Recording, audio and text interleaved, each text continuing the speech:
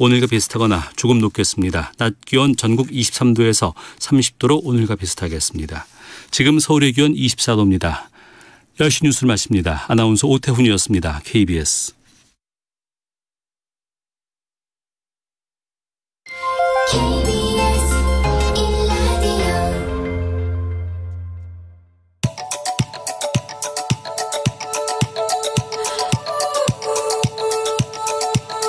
김성환의 시사야.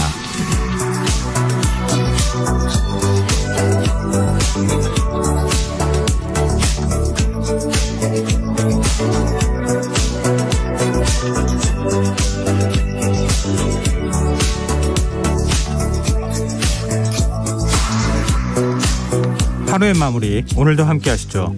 시사평론가 김성환입니다. 북한이 우리가 아닌 제3국 인도에 식량 원조를 요청한 것으로 알려졌습니다. 가뭄의 수해까지 겹치면서 식량난이 한계에 달한 게 아니냐, 이런 관측이 나오는데요. 현재 북한의 실상은 어떤지 더 깊이 있게 들여다보는 인터뷰 시간에서 전문가와 이야기 나눠보겠습니다. 목요일 코너죠. 경제 읽기에서는 상속세를 둘러싼 다양한 이슈들 꼼꼼히 살펴보겠습니다.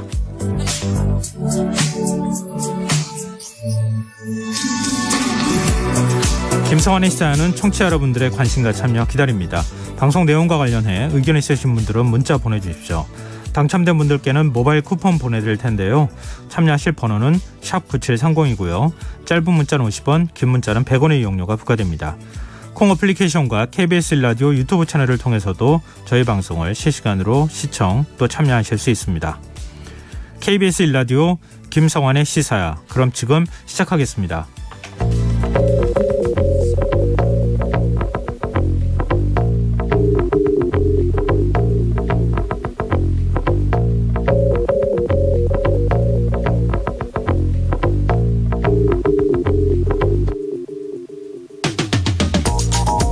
정부가 오늘 전세 사기 방지 대책을 내놨습니다.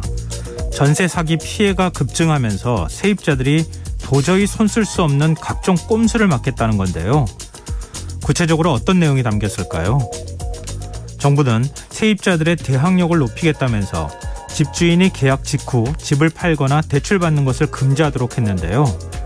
세입자가 전입신고를 해서 변제 우선권을 갖도록 하겠다는 취지지만 계약서에 특약을 명시하는 방식으로는 실효성이 떨어진다는 지적이 나옵니다. 다른 대책은 어떨까요?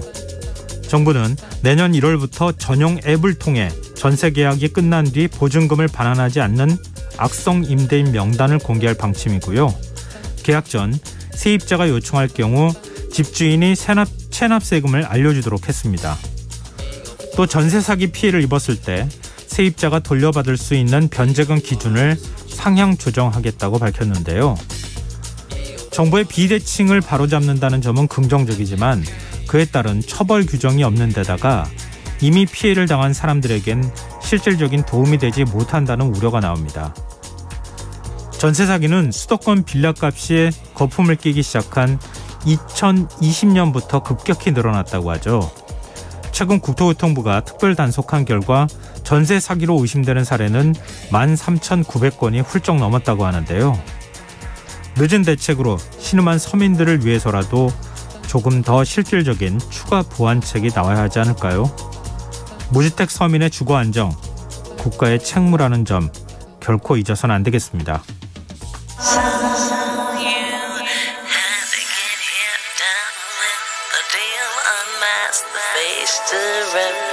The real what you feel, you and your everyday situations, all the unnecessary complications. 오늘 밤 당신 안에 꿈틀거리는 지식 충전 본능이 깨어납니다. 여러분의 자유탐구 영역 김성환의 시사야.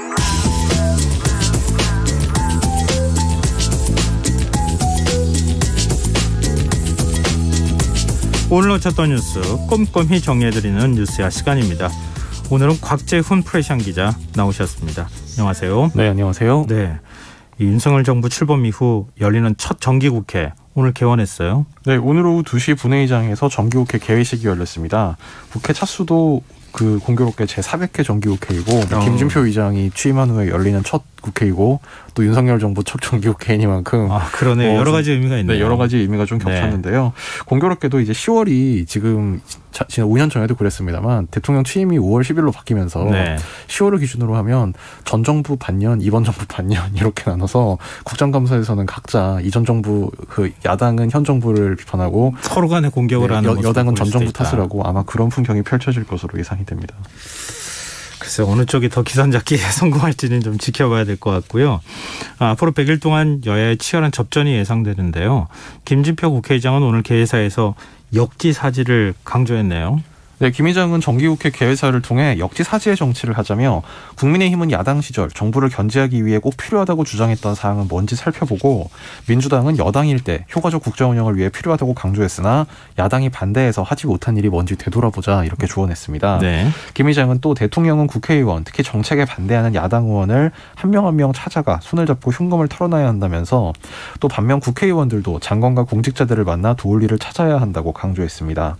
김 의장은 개헌에 대해 서는 역발상이 필요하다. 정치권과 국민이 이만큼 전폭적으로 공감하는 사안도 많지 않다면서 여소야대 상황에서 개헌 추진 과정을 국론 결집의 계기로 삼자고 제안했습니다. 또 조만간 의장 직속으로 개헌 자문위원회를 구성하고 공개적인 개헌 논의에 착수할 계획이라고도 밝혔습니다. 네, 여야가 오늘 세부담을 줄여주는 종합부동산세 개정안을 통과시켰는데 반쪽 합의다 이런 지적이 나오네요. 지적의 갈래가 두 가지인데요. 일단 여야 합의 내용은 오늘 이제 기재위 간사 간의 그 협의가 있었습니다. 원래는 오늘 본회의에서 처리까지 일사천리로 진행을 하기로 했었는데 그 법사위가 오늘 열리지 않게 되면서 여야 간의 대립 입장 차이로 법사위가 열리지 않게 되면서 결과적으로 이제 오늘 본회의에는 올라가지 못했는데요. 그 기재위 간사 간의 여야가 합의한 내용은 일시적 2주택자 그리고 고령자와 1주택 장기 보유자 등에 대해서는 종부세 부담을 덜어주자 이런 내용의 종부세법 개정안 처리에 합의를 했습니다. 이 양당 합의 내용을 보면요. 우선 예를 들어서 이사를 위해 새 주택을 구입했지만 기존 주택을 바로 처분하지 못한 경우 그리고 상속으로 주택을 보유하게 된 경우 또 지방에 있는 저가주택 3억 이하 주택을 투기 목적 없이 보유한 경우에는 이 경우에는 1가구 2주택으로 보지 않고 1가구 1주택으로 본다. 그래서 그 주택 그 가액의 총수가 6억 원을 넘으면 종부세를 부과하는 게 아니라 1주택과 마찬가지로 현 기준 11억 원까지 그 1주택 종부세를 부과하지 않겠다. 이런 내용으로 법안 개정안이 오늘 그 협의가 됐고요. 이 이제 혜택을 보는 특례 대상자 수는 이사로 인한 일시적 2주택자 5만 명 등 총 10만 명 정도로 추정이 되고 있습니다. 양당은 또 만 60세 이상 또 5년 이상 주택 보유 등의 요건을 충족하고 총 급여가 7천만 원 이하 또 종합소득 6천만 원 이하인 1세대 1주택자는 주택을 처분할 때까지 종부세 납부를 유예하기로 하는 내용에도 합의했습니다. 다만 이제 아까 제가 11억 원 기준으로 말씀드렸는데 이 기준 자체를 올리자 이런 내용의 이 조세특례 제한법 개정안도 원래 여야 간에 하자 어떻게 하자 이제 그런 의견 교환이 있었는데요. 이 부분은 아직 합의에 이르지 못했고 다만 올해 중에 이 개정 세제 집행을 전제로 추가 논의를 이어간다 이런 계획입니다. 이 같은 내용의 여야 합의에 대해서는 그 소수정당 그리고 시민사회로부터 비판이 나오고 있는데요. 그 장혜영 정의당 의원 기재위원인데 오늘 저희 인터뷰에서 재난 시기 국민 주거 불안이 심화되고 반지하에서 돌아가신 분에 대해서 국회의장도 유감을 표했는데 종부세 예외 확대를 하는 것은 유감이라며 안 그래도 시행령으로 무력화한 종부세법을 완전 형해화할 수 있다 이렇게 우려했습니다. 특히 이제 민주당 지난 문재인 정부 당시에 이미 9억에서 11억 원으로 이 조세특례 제한을 올려준 것을 지적을 하면서 그 윤석열 정부와 국민의힘의 노골적인 부자 감세 추진이라고 비판을 하고 특히 이제 그 기준 금액을 14억이 아니라 지금 12억 원으로 조정하자 여야 간에 이런 논의가 오고 있는 데에서 종부세 공제 금액을 11억에서 14억으로 늘려주면 부자 감세고 12억으로 하면 민생이 된다는 것은 궤변이다. 민주당에 대해서 이렇게 비판을 하기도 했습니다. 조금 전 저녁에 참여연대도 이 장혜영 의원과 거의 비슷한 취지의 비판 성명도 발표했습니다. 조세 원칙이라고 하는 게 예를 들면 자산가액이 늘어나면 거기에 따라서 세금을 내는 거잖아요. 근데 예를 들어서 앞으로도 계속 부동산 가격이 올라간다고 가정해 보면 언제까지 거꾸로 이렇게 자꾸 깎아주는 쪽으로만 갈 거냐. 앞서 말씀하신 것처럼 종부세 형해화가 될 거다라고 하는 지적도 한번 귀담아 들어볼 필요는 있을 것 같습니다. 이상민 행정안전부 장관이 오늘 국회에 출석을 했는데 경찰의 대통령 취임식 참석 문제가 또 논란이 됐어요. 이 김건희 여사 일가 관련 의혹, 양평 공흥동 땅과 관련되어 있는 수사를 담당하고 있는 경찰인 거죠? 네, 그러니까 윤석열 대통령 배우자인 김건희 전 코바나 컨텐츠 대표 관련 그 가족 관련 의혹을 수사하는 경찰관 A 형이가 이 대통령 취임식에 참석한 것을 두고 그 야당 의원 그리고 국무위원 간의 공방이 오갔습니다. 네. 이상민 행안부 장관은 오비 일학인지 모르겠다면서 해당자 A 형이가 청룡봉사상 후상자로서 한국 산업체 기밀 정보를 해외로 빼돌리는 산업 스파이를 막은 공로가 있었기 때문에 취임식 추천 사유가 됐다 이렇게 설명을 했습니다. 네. 우종수 경찰청 차장도 이 A 형이 본인은 4만 명 넘는 취임식 참석자 중에 한 명이기 때문에 수사 공정성에 영향을 미친다고까지는 생각을 안 했던 것 같다면서 수사가 공정하게 이루어지도록 특별한 관심을 갖고 살펴보겠다고 말했습니다. 그러니까 요지는 청룡 봉사상 같이 받은 경찰은 초청 안 받았는데 청룡 봉사상이 중요한 게 아니라 한국 산업체 기밀 정보를 빼돌리는 산업 스파이를 뭐 잡았다, 막았다. 이 부분을 평가를 했다 이렇게 얘기를 하고 있는 거네요. 그러니까 청룡봉사 수상자들이 꽤 많은데요. 이제 그 중에 이제 참석자들을 선정하는 과정에서 이제 이런 공로를 이제 그 선정의 사유로 삼았다. 뭐 이런 취지의 설명이었습니다. 네. 그리고 대통령 집무실 이전에 당초 알려진 것보다 300여억 원이 더 추가로 예산이 들어갔다. 이런 지적이 나왔는데 대통령실 입장도 나왔네요. 이거는 저 국회 정무위원회 소속 그 한병도 의원이 오늘 그 보도자료를 통해서 이런 지적을 했는데요. 네. 이에 대해 대통령실은 이제 각 부처별로 자체 판단한 데 따른 부대 비용이다 이렇게 해명을 했습니다. 대통령실 고위 관계자는 오늘 브리핑에서 부처 자체 필요에 따라서 추진된 것이고 직접 비용이 아닌 예산 집행 과정에서 부수는 부대 비용이라고 설명을 했는데요. 특히 이제 이전 비용이라는 거는 필수 최소 비용을 계상하고 전 정부로부터 협조를 받아서 국무회의를 통과한 사안이라면서 예를 들어 청와대 개방에 따른 부대 비용 같은 경우 청와대를 국민께 돌려드리고 국민 편의를 증진하면서 대한민국 역사 현대사를 고스란히 다음 세대에 전해드리는 그 비용을 대통령실 이전 비용이라고 할 수 있겠느냐 이렇게 반문하기도 했습니다. 네, 당초 한 400여억 원 들어간다고 했는데 300여억 원이 추가로 들어갔다 이렇게 야당에서 의혹 제기하니까 그거는 다른 목적의 예산이라고 볼 수 있다 이렇게 설명을 한 거네요. 예. 오늘 한동훈 법무부 장관도 국회 출석을 했는데 한 장관은 뭐 국회에 나올 때마다 지금 뭐 발언이 화제가 되기도 하고 논란이 되기도 하던데 오늘 어떤 얘기가 있었습니까? 오늘 국회 그 예산결산특별위원회 종합정책질의에 그 각부 장관들이 참석을 했는데 한동훈 법무장관도 참석을 했습니다. 한 장관 관련 뉴스는 오늘 두 가지 정도가 있었는데요. 예. 첫 번째로는 이른바 세계은행 국제투자 분쟁 해결센터의 론스타 배상 판정 관련해서 한 장관이 내부적인 판단으로는 충분히 저에게 승산이 있다고 생각한다면서 비록 그 4.6%밖에 인정되지 않았다고 하지만 액수 자체가 2,800억 원에 이르는 국민의 혈세이고 내용을 분석해 보더라도 충분히 저희 입장이 더 반영될 여지가 있다고 잠정적으로 판단하고 있다 이렇게 자신감을 보였습니다. 그러면서 절차 내에서 저희가 할 수 있는 최선을 다하겠다 이렇게 다짐을 했고요. 네. 이 두 번째로는 이 조국 전 법무장관의 부임, 이 정경심 전 동양대 교수에 대한 사회 일각에서 형 집행정지 요구가 나온 데 대해서 시스템에 따라서 움직이고 있고 제가 구체적으로 관여한 바는 없지만 살펴보겠다 이렇게 말을 했습니다.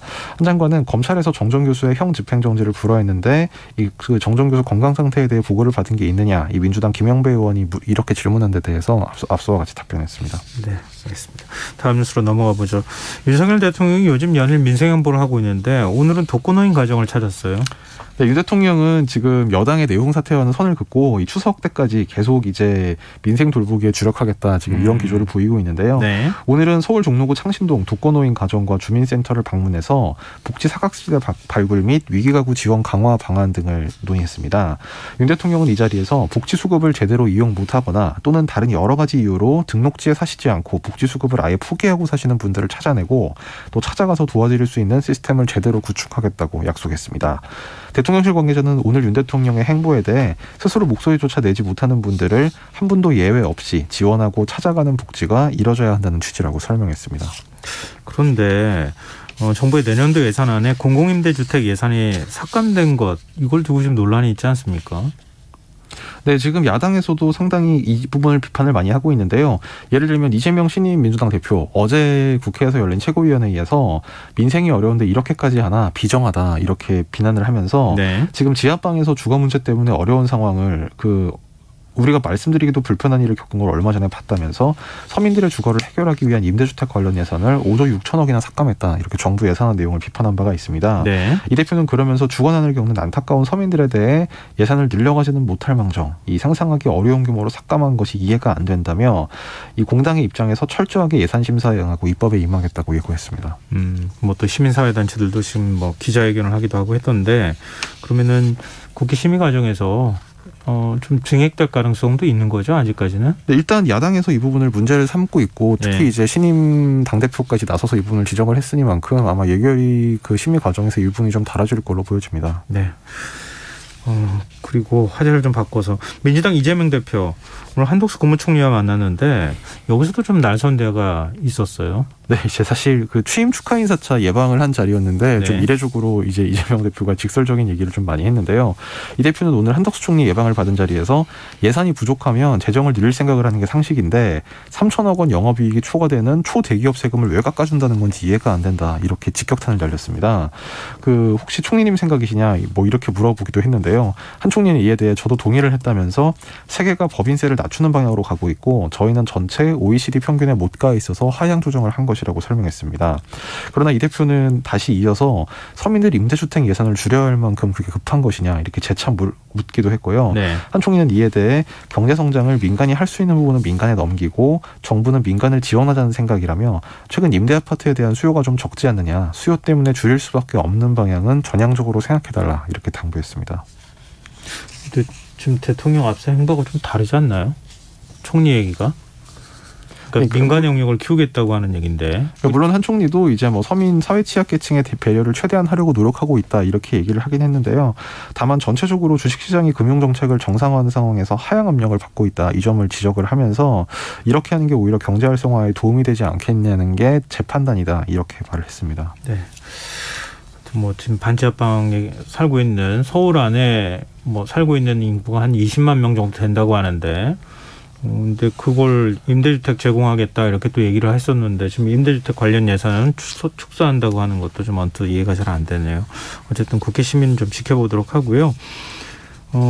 앞서 이제 이재명 대표 행보에 대해서 얘기 나누고 있는데 이 정의당을 비롯한 소수 정당 지도부와 만난 자리에는 조금 분위기가 달랐다면서요? 네, 오늘 이 대표는 한 총리 접견에 이어서 이 정의당 이은주 비상대책위원장 그리고 시대전환 조정훈 대표, 기본소득당 용해인 대표를 차례로 만나서 상견례를 했습니다. 네. 한 총리 예방은 한 총리가 이제 이 대표 방으로 찾아간 거고요. 이 소수정당 그 대표들은 이제 이재명 대표가 이제 찾아가서 만난 자리였는데, 네. 시대정신의 이 조정훈 대표와의 대화에서는 소수정당 입장에선 당연히 사표가 없는 정당 시스템을 원하실 것이고 정치가 그래야 한다. 국민 의사가 다양하게 정치에 반영돼야 선의의 경쟁을 할 수 있다. 이 선거제도 개혁 관련 의사를 이렇게 표명을 했습니다. 네. 또 기본소득당 용해인 대표와 만난 자리에서는 이 대표의 대표적 정책이 기본소득이지 않습니까? 네. 그래서 기본소득당은 이름도 그렇고 내가 집에 온 느낌이다. 이렇게 농담삼아 이 친근감을 표하기도 했습니다. 그럼 기본소득 계속 대선 공약으로 내세웠어야 되는 거 아닌가 이런 생각도 들기도 하네요. 갑자기. 자, 지금 여러분께서는 KBS 라디오 김성환의 시사와 함께하고 계십니다. 계속해서 뉴스와 이어가겠습니다. 검찰이 오늘 백현동 특혜 의혹과 관련해서 이재명 민주당 대표를 소환 통보했어요.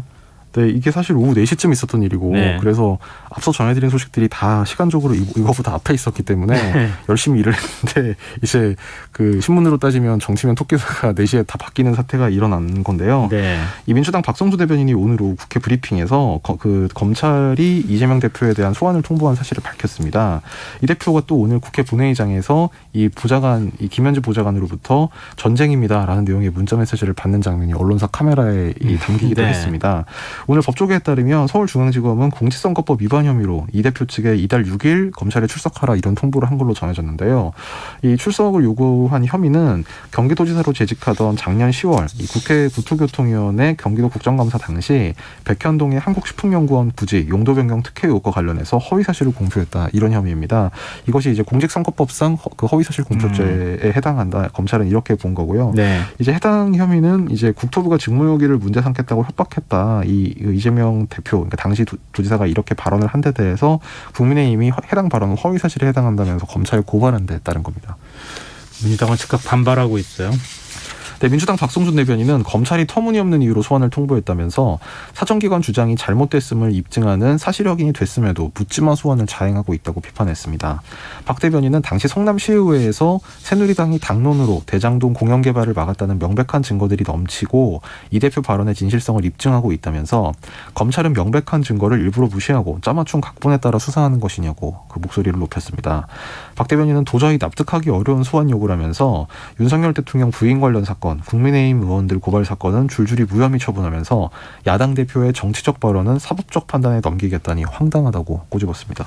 국민의힘 반응은 어떻습니까? 국민의힘 박정원 수석 대변인은 민주당 이재명 대표는 검찰의 소환에 성실히 응해야 한다 이런 입장을 밝혔는데요. 이 박 대변인은 민주당의 정치 탄압이라는 주장과 달리 이 대표와 관련된 의혹들은 대통령 선거 이전부터 제기돼 왔던 내용이라면서 국민께서 가지고 계신 의혹을 해소한다는 의미에서라도 반드시 소환에 응해 성실히 조사에 임해야 한다고 강조했습니다. 민주당은 소환 조사에 응할지 아닐지 아직까지 공식적인 입장이 나온 건 아니죠? 네, 조금 전에도 지금 이재명 대표가 광주에서 시민들과 타운홀 미팅 자리가 있어서 혹시 네. 뭐 관련 언급이 나오는지 지금 기자들이 예의주시를 했는데 네. 아직까지는 뭐 뚜렷한 입장이 나오지 않고 있습니다. 네, 입장이 좀 나오는 모습을 좀 봐야 될 것 같고요. 국민의힘 권성동 원내대표는 뭐 이른바 사법 리스크 관련돼 있는 문제일 것 같은데 이재명 대표와 쌍방울 그룹의 검은 커넥션이 드러나고 있다 이런 주장을 했어요. 네, 이게 오늘 아침 그 조간 한두 군데 정도 이제 실렸던 뉴스 관련인데요. 네. 권성동 원내대표는 오늘 아침 회의에서 민주당 이재명 대표와 쌍방울 그룹의 검은 커넥션이 차례차례 드러나고 있다면서 쌍방울이 발행한 100억 원 규모 전환사채를 페이퍼 컴퍼니 두 곳이 사들였는데 이 중 한 곳의 사회이사는 이 대표의 선거법 위반 사건 변호인이자 쌍방울이 대신 변호사비 20억을 내줬던 의혹 당사자인 이태영 변호사, 이모 변호사다 이렇게 얘기를 했습니다. 네. 그러면서 이 대표가 경기지사로 재직했을 당시 경기도가 아태평화교류협회라는 민간단체와 함께 대북 교류를 행사를 했는데 쌍방울이 이 대북단체에 수억 원을 후원했다. 또 윤석열 정부 검찰 간부 인사가 단행된 직후 수원지검에서 쌍방울에 대한 수사기밀이 대거 유출됐다. 이런 추가 의혹들에 대해서도 언급을 했습니다. 그러면서 야당 대표 관련 일련 사건들이 범죄 스릴러 영화와 같다. 이렇게 비꼬았는데요. 네. 이재명 대표는 이에 대해 오늘 기자들이 입장을 묻자 상식적으로 판단하면 되지 않겠느냐 하면서 나와 쌍방울의 인연은 내복 하나 사입은 것밖에 없다. 이렇게 일축했습니다. 네. 다시 국민의힘 얘기도 해보죠.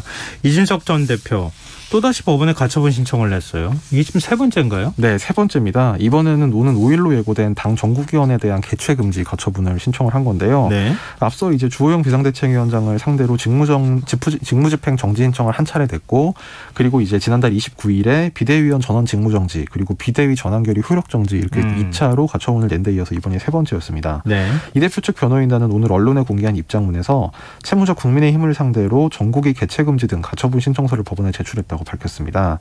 이것은 앞서 국민의힘이 지난달 30일 의원총회 당시에 비대위 출범이 가능한 비상 상황을 뭐 선출직 최고위원 중 4인이 사퇴한 때 이렇게 명확하게 규정하는 내용의 당원 개정안을 의원총회에서 추인을 해서 향후 이제 상임정국위 및 전국위로 이제 그 넘기기로 한 상태인데 이제 이것을 이제 논의하는 전국위를 열지 못하게 해달라 이런 취지의 청구이고요.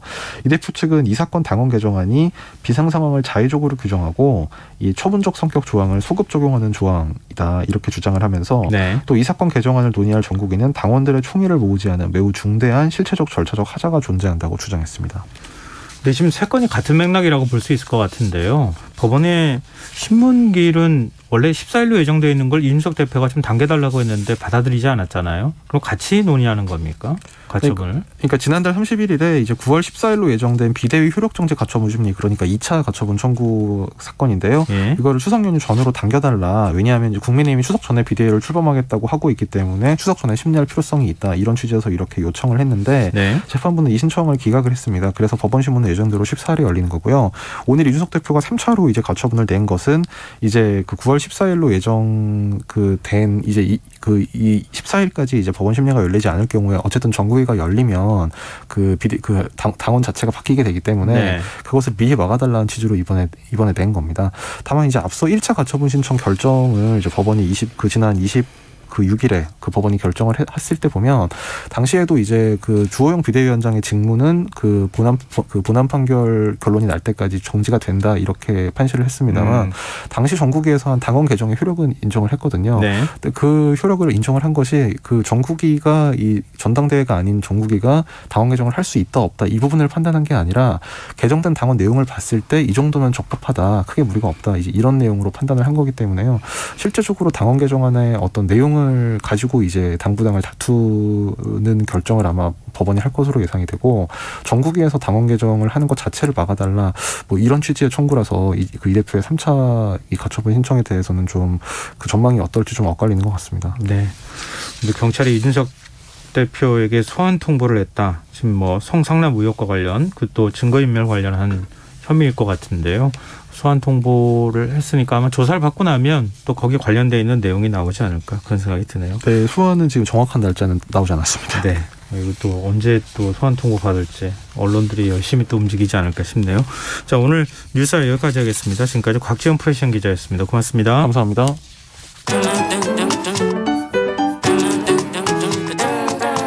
일일 시사 권장량 채워가세요. 골고루 담았습니다. 당신만을 위한 하루 시사 김성환의 시사야. 북한이 식량난 가능성이 연일 제기되고 있는 가운데 북한이 제3국의 식량 원조를 요청한 것으로 전해지고 있습니다. 지금 북한에선 아사자가 속출하고 있다는 얘기까지 들리는데요. 북한의 식량난이 한계에 이른 것인지 조한범 통일연구원 선임연구위원 연결해서 얘기 나눠보도록 하겠습니다. 위원님 안녕하십니까? 예, 안녕하세요. 네, 북한의 식량난 어느 정도 심각한 겁니까? 네, 상당히 심각합니다. 일단 최근에 이제 특히 금년에 수해가 아주 심했고요. 예. 예를 들면 이제 북한 돈으로 쌀이 1kg에 4,000원대 초반, 그다음에 옥수수는 1,900원, 2,000원이어야 되거든요. 네. 근데 지금 이제 해도 옥수수가 나왔기 때문에 예. 평상시 같으면 옥수수 가격이 떨어져야 되는데 1,800~900원이었던 옥수수 가격이 지금 3,000원이 넘어요. 아, 2배. 쌀도 6,000원대가 넘고요. 예. 그렇게 본다 그러면 거기다 지난해 김 위원장이 이제 9월에 알곡 생산 구조를 현대화하라 그래서 이제 옥수수 이런 것보다 밀하고 보리를 좀 많이 심어라, 평소보다 2배를 심어라 그랬거든요. 네. 근데 겨울 가뭄, 봄 가뭄이 심했고, 그러고 나서 이제 그 보리장마라고 그래갖고 이제 봄 끝에는 또 비가 많이 왔어요. 예. 그러니까 밀보리 수확이 형편없었고, 그다음에 감자 농사도 뭐 거의 망친 수준입니다. 감자는 뭐 우리도 별로 안 좋았잖아요. 안 좋았죠. 뭐 거의 뭐 50%밖에 못했다고 그러는데, 거기다가 지금 수해 때문에 가을 작황도 기대하기 어렵거든요. 예. 그러니까 지금 뭐 안타까운 얘기지만 이제 고난행군기라고 북한이 90년대 중후반에 수십만 명 이상이 아사했거든요. 네. 거의 그때와 그 비상 상황이 유사한 상황으로 지금 가고 있습니다. 지금 북한 주민들 생활은 좀 알려진 게 있습니까? 물론 이제 지금 탈북민들이 이제 집으로 통화를 해요. 예. 왜냐하면 이제 접경 지역까지 오면은 중국산 대포폰을 가지고 있으면은 중국 기지국을 통하기 때문에 네. 중국으로 전화를 거는 거지만 이제 전화는 뭐 해산이나 이런 뭐 신의주 인근 이런 데서 받거든요. 네. 최근에 안타까운 두 사례를 들었는데, 하나는 부모는 여기 와 있는데 한국에 이제 자식이 뭐 성장한 자녀가 이제 북한에 있는데, 네. 거의 뭐 2주 걸려서 겨우겨우 숨어서 이 접경 지역까지 왔나 봐요. 예. 근데 이제 어머니가 통화를 했는데 거의 뭐 피골이 상접해서 거의 뭐 해골이나 다름없더라, 자식이. 네. 굶어서요. 예. 그래서 지금 뭐 그 부모님이 뭐 식음을 전폐하고 누워있다는 얘기를 하나 들었고, 또 하나는 이제 누이가 북한에 있는 동생하고 이제 영상 통화하니까요. 동생하고 이제 통화를 하려고 했는데 보니까 동생은 죽었어요. 죽었고 이제 동생의 친구가 전화를 받아서, 근데 이게 다 지금 기아 내지는 그 영양실조로 인한 그 후유증으로 그 질병으로 인한 사망이거든요. 네. 그러니까 이게 뭐 한두 사례라고 볼 수는 없고요. 특히 이제 코로나 방역에 성공했다고 그러지만 보니까 코로나 발병 인정한 이후에 그러니까 지역 봉쇄가 아니라 네. 아예 전 인민들 거의 집에서 못 나오게 했어요. 그러면서 식량을 구입하지 못한 상당히 많은 취약계층들이 또 피해를 입었거든요. 네. 그러니까 그냥 말로 이렇게 제가 전하지만 이런 것보다 이게 뭐 극단적인 사례라고 보기 어려울 정도로 지금 상당히 어려운 상황으로 지금 상황이 가고 있어요. 근데 이게 뭐 북한이 공개적으로 밝히지도 않고 북한 언론이 이런 걸 또 공개하지도 않으니까 워낙 뭐 폐쇄적인 사회라 정확한 실태를 알기는 좀 어려울 것 같은데, 90년대 고난행군 시절에 그때 뭐 수십만 명 사망한 아산 뭐 이런 상황하고 비교할 때 그 못지 않은 상황이라고 볼 수 있을까요? 근데 고난행군기 90년대는 이제 배급 체제였거든요. 예.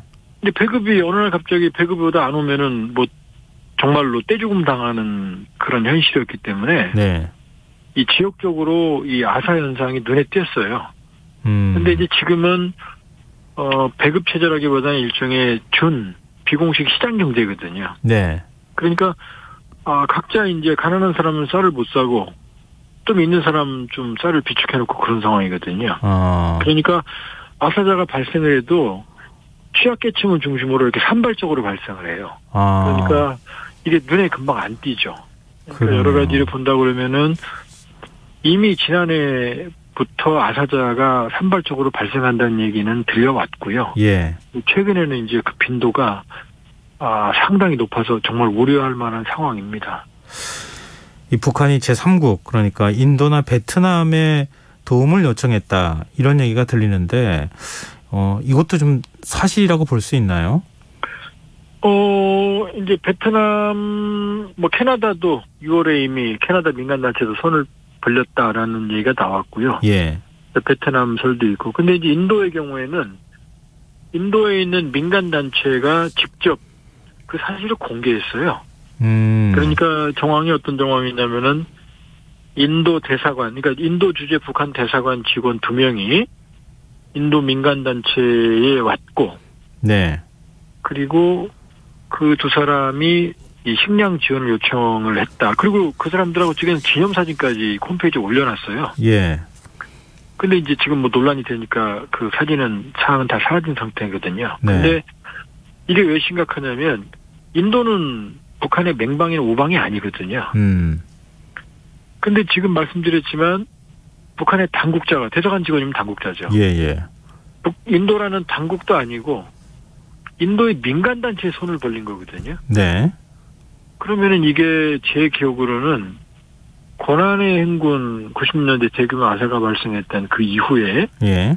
북한의 당국자가 이렇게 공개적으로 물론 원래 의도는 공개하려고 했던 건 아니겠죠. 네. 그러나 민간단체에 아마 지금 규모는 쌀 한 1만 톤 정도, 그러니까 쌀 기준으로 한 1만 톤 정도 되는 것 같거든요.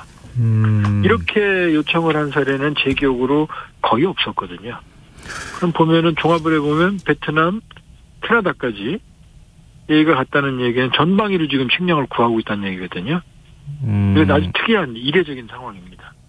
근데 지난번에 코로나19 확진자들이 늘었을 때 그때 방역 물품 중국 정부에서 긴급 비행기를 띄워가지고 호송하는 모습을 보였잖아요. 중국 정부의 도움을 요청하면 안 됩니까? 중국에서도 대략 최근에 10,000톤 정도 쌀이 들어간 거, 이건 거의 기정사실이고요. 해관청소에 기록이 된 걸로 지금 나오기 때문에 네. 중국에서 들어갔습니다. 그리고 러시아에서도 밀 1만 톤 정도가 들어갔다고 하는 미확인 보도가 있고요. 그러니까 중국과 러시아에서 안 들어가는 건 아니죠. 그런데도 부족하다. 예. 근데 이제 문제는 뭐냐면 지금 올해 북한이 부족한 식량이 통일부 판단으로 한 80만 톤 되거든요. 네. 근데 북한 주민이 먹는 것만 하루에 10,000톤 소비한다고 보거든요. 네. 종자나 이런 거 빼고 가공용 빼고. 예. 그러면은 80만 톤이면 거의 석 달치가 비는 거거든요. 그러니까 1, 2만 톤 갖고는 해결되기 어렵고요. 또 하나는 중국도 지금 자기 코가 석자거든요. 왜냐하면 가뭄, 폭우로 중국도 식량 사정이 아주 안 좋아요. 네네. 원래 중국도 식량 수출은 아주 전적으로 국가가 통제하는 상황이거든요. 네. 그러니까 지금 북한이 어렵다고 그래서 북한의 그 가려운 데를 중국이 100% 전적으로 해결하기도 쉬운 상황은 아니죠. 근데 북한에 국제기구가 관계자들이 상주하는 한 적도 있었잖아요. 지금 다 철수한 겁니까? 지금 국제기구도 거의 유사한 판단을 내리고 있어요. 지금 유엔이 그 판단에 의하면 지금 북한의 그러니까 영양 실존은 아니고요. 예. 영양 결핍 상태가 40%를 상회하는 걸로 나오고요. 그럼 거기 거의 세계에서 최악인 상황입니다. 최악인 상황이고.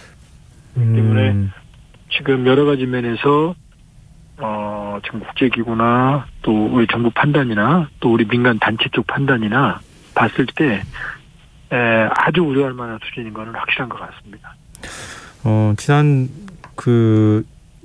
광복절 경축사에서 윤석열 대통령이 담대한 구상을 공개하지 않았습니까? 예. 물론 비핵화라고 하는 전제가 있기는 하지만 북한에 적극적으로 뭐 인도적 지원을 포함해서 경제적 지원까지 할 수 있다 이런 이제 입장을 밝혔는데 뭐 인도적 차원으로 우리가 먼저 돕겠다고 하면 북한이 받아들일 가능성이 있을까요? 명분과 실리가 보장이 되면 받을 겁니다. 근데 이제 지금 윤 정부 출범한 지 지금 한 100일 이제 4달 가까이 돼가죠. 네. 그런데 아마 나름대로 판단한 것 같아요. 근데 이제 담대한 구상은 뭐 상당히 진보한 거지만. 네. 근데 이제 그동안 여러 가지 북송 어민 사건, 그 다음에 서해 공무원 피살 사건. 네. 그 다음에 이제 통일부 업무 보고 때 이제 대통령께서 헌법 3조 4조를 강조하셨거든요. 네. 헌법 3조 4조는 사실은 거기에 따르면 이제 북한이라는 실체가 인정이 안 되거든요. 네네. 그 다음에 또 광복절 경축사에서 이 담대한 구상이라는 진전된 입장을 내놨지만, 네.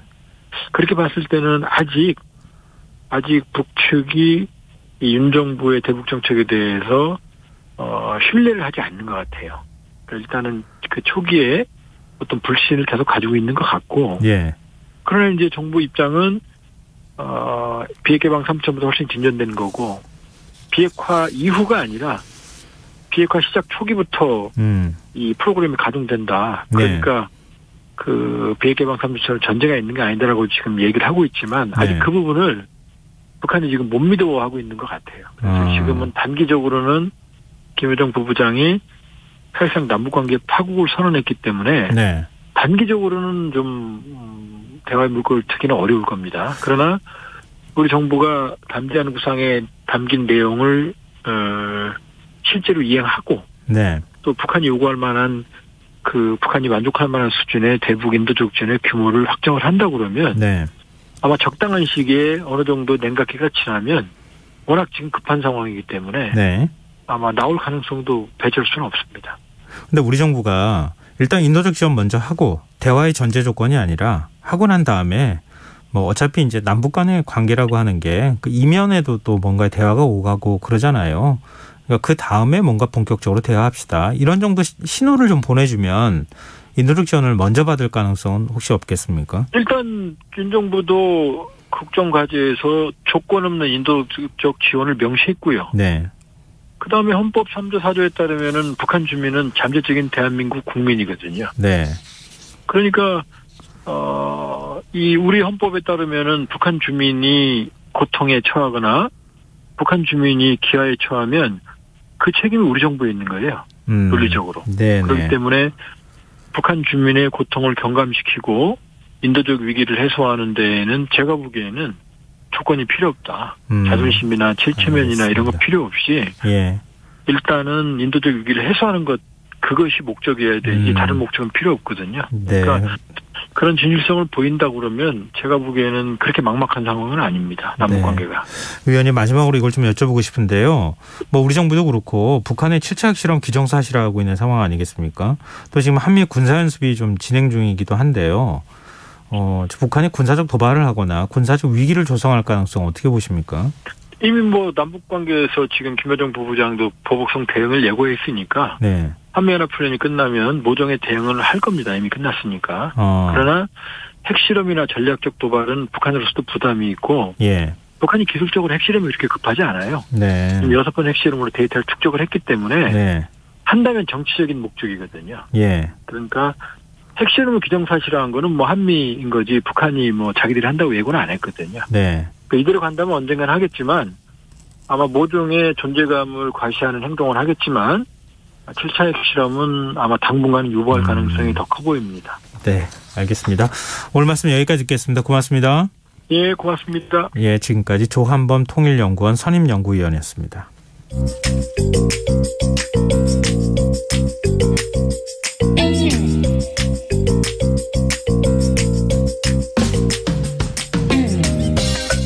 복잡한 정책부터 실물 경제와 투자까지 눈여겨봐야 할 경제 이슈를 깊이 있게 살펴보는 시간입니다. 경제 읽기 김치영 경제전문기자 전화로 만나보겠습니다. 안녕하세요. 네, 안녕하세요. 네, 오늘은 상속세 얘기를 해주신다고요.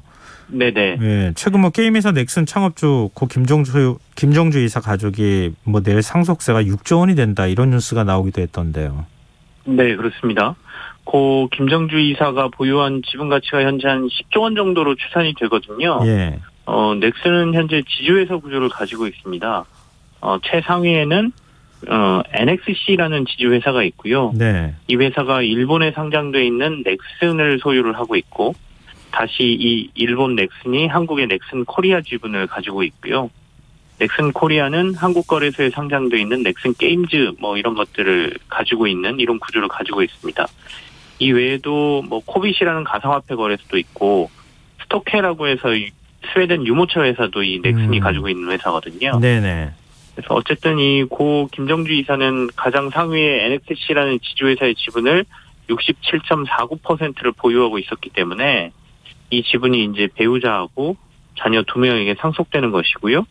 이 상속 과정에서 상속세가 6조 원 정도 된다라는 얘기인데, 아마 오늘 유족들이 고인의 보유 지분을 비롯한 재산에 대한 상속세 연부 연납 방안을 마련을 했고, 네. 세무당국에 이걸 제출하면서 여기에 대한 이제 뭐 얼마를 낸다 이런 얘기가 언론을 통해서 알려진 건데, 연무 연납이라고 하는 거는 그 나눠서 낸다 이렇게 이해를 하시면 되겠습니다. 근데 상속세 6조 원이면은 이게 우리나라의 뭐 재벌가에서도 상속세를 네네. 내곤 했었잖아요. 어느 정도 네, 규모예요? 그렇습니다. 이거는 지금까지 한 2번째 규모 정도 되는데요. 네. 고 이건희 삼성그룹 회장의 상속 과정에서 삼성 유가족들이 12조 원 정도의 상속세를 냈거든요. 네. 그 이후에는 가장 큰 규모입니다. 지분 가치만 10조 원이라고 했으니까요. 우리가 생각하는 대기업만큼 이 넥슨이라는 회사가 굉장히 큰 규모의 자산을 가지고 있고, 예. 일본에 상장돼 있긴 하지만 전체 계열사들을 다 더하면 꽤 높은 금액의 지분 가치를 인정받고 있었다 이렇게 볼 수가 있거든요. 근데 이제 NXC라는 회사가 국내 증권사에 상장돼 있지 않기 때문에 이 네. 지분 가치를 산정하는 게 조금은 모호하긴 합니다. 근데 이제 다만 세계 유수 언론들이 세계 부자들의 그 자산 규모 뭐 이런 순위들을 발표하지 않습니까? 예. 그래서 블룸버그가 이 고인의 자산 규모를 73억 6천만 달러로 추산한 적이 있어요. 이게 우리 돈으로 계산하면 9조 80억 원 정도 되고요. 예.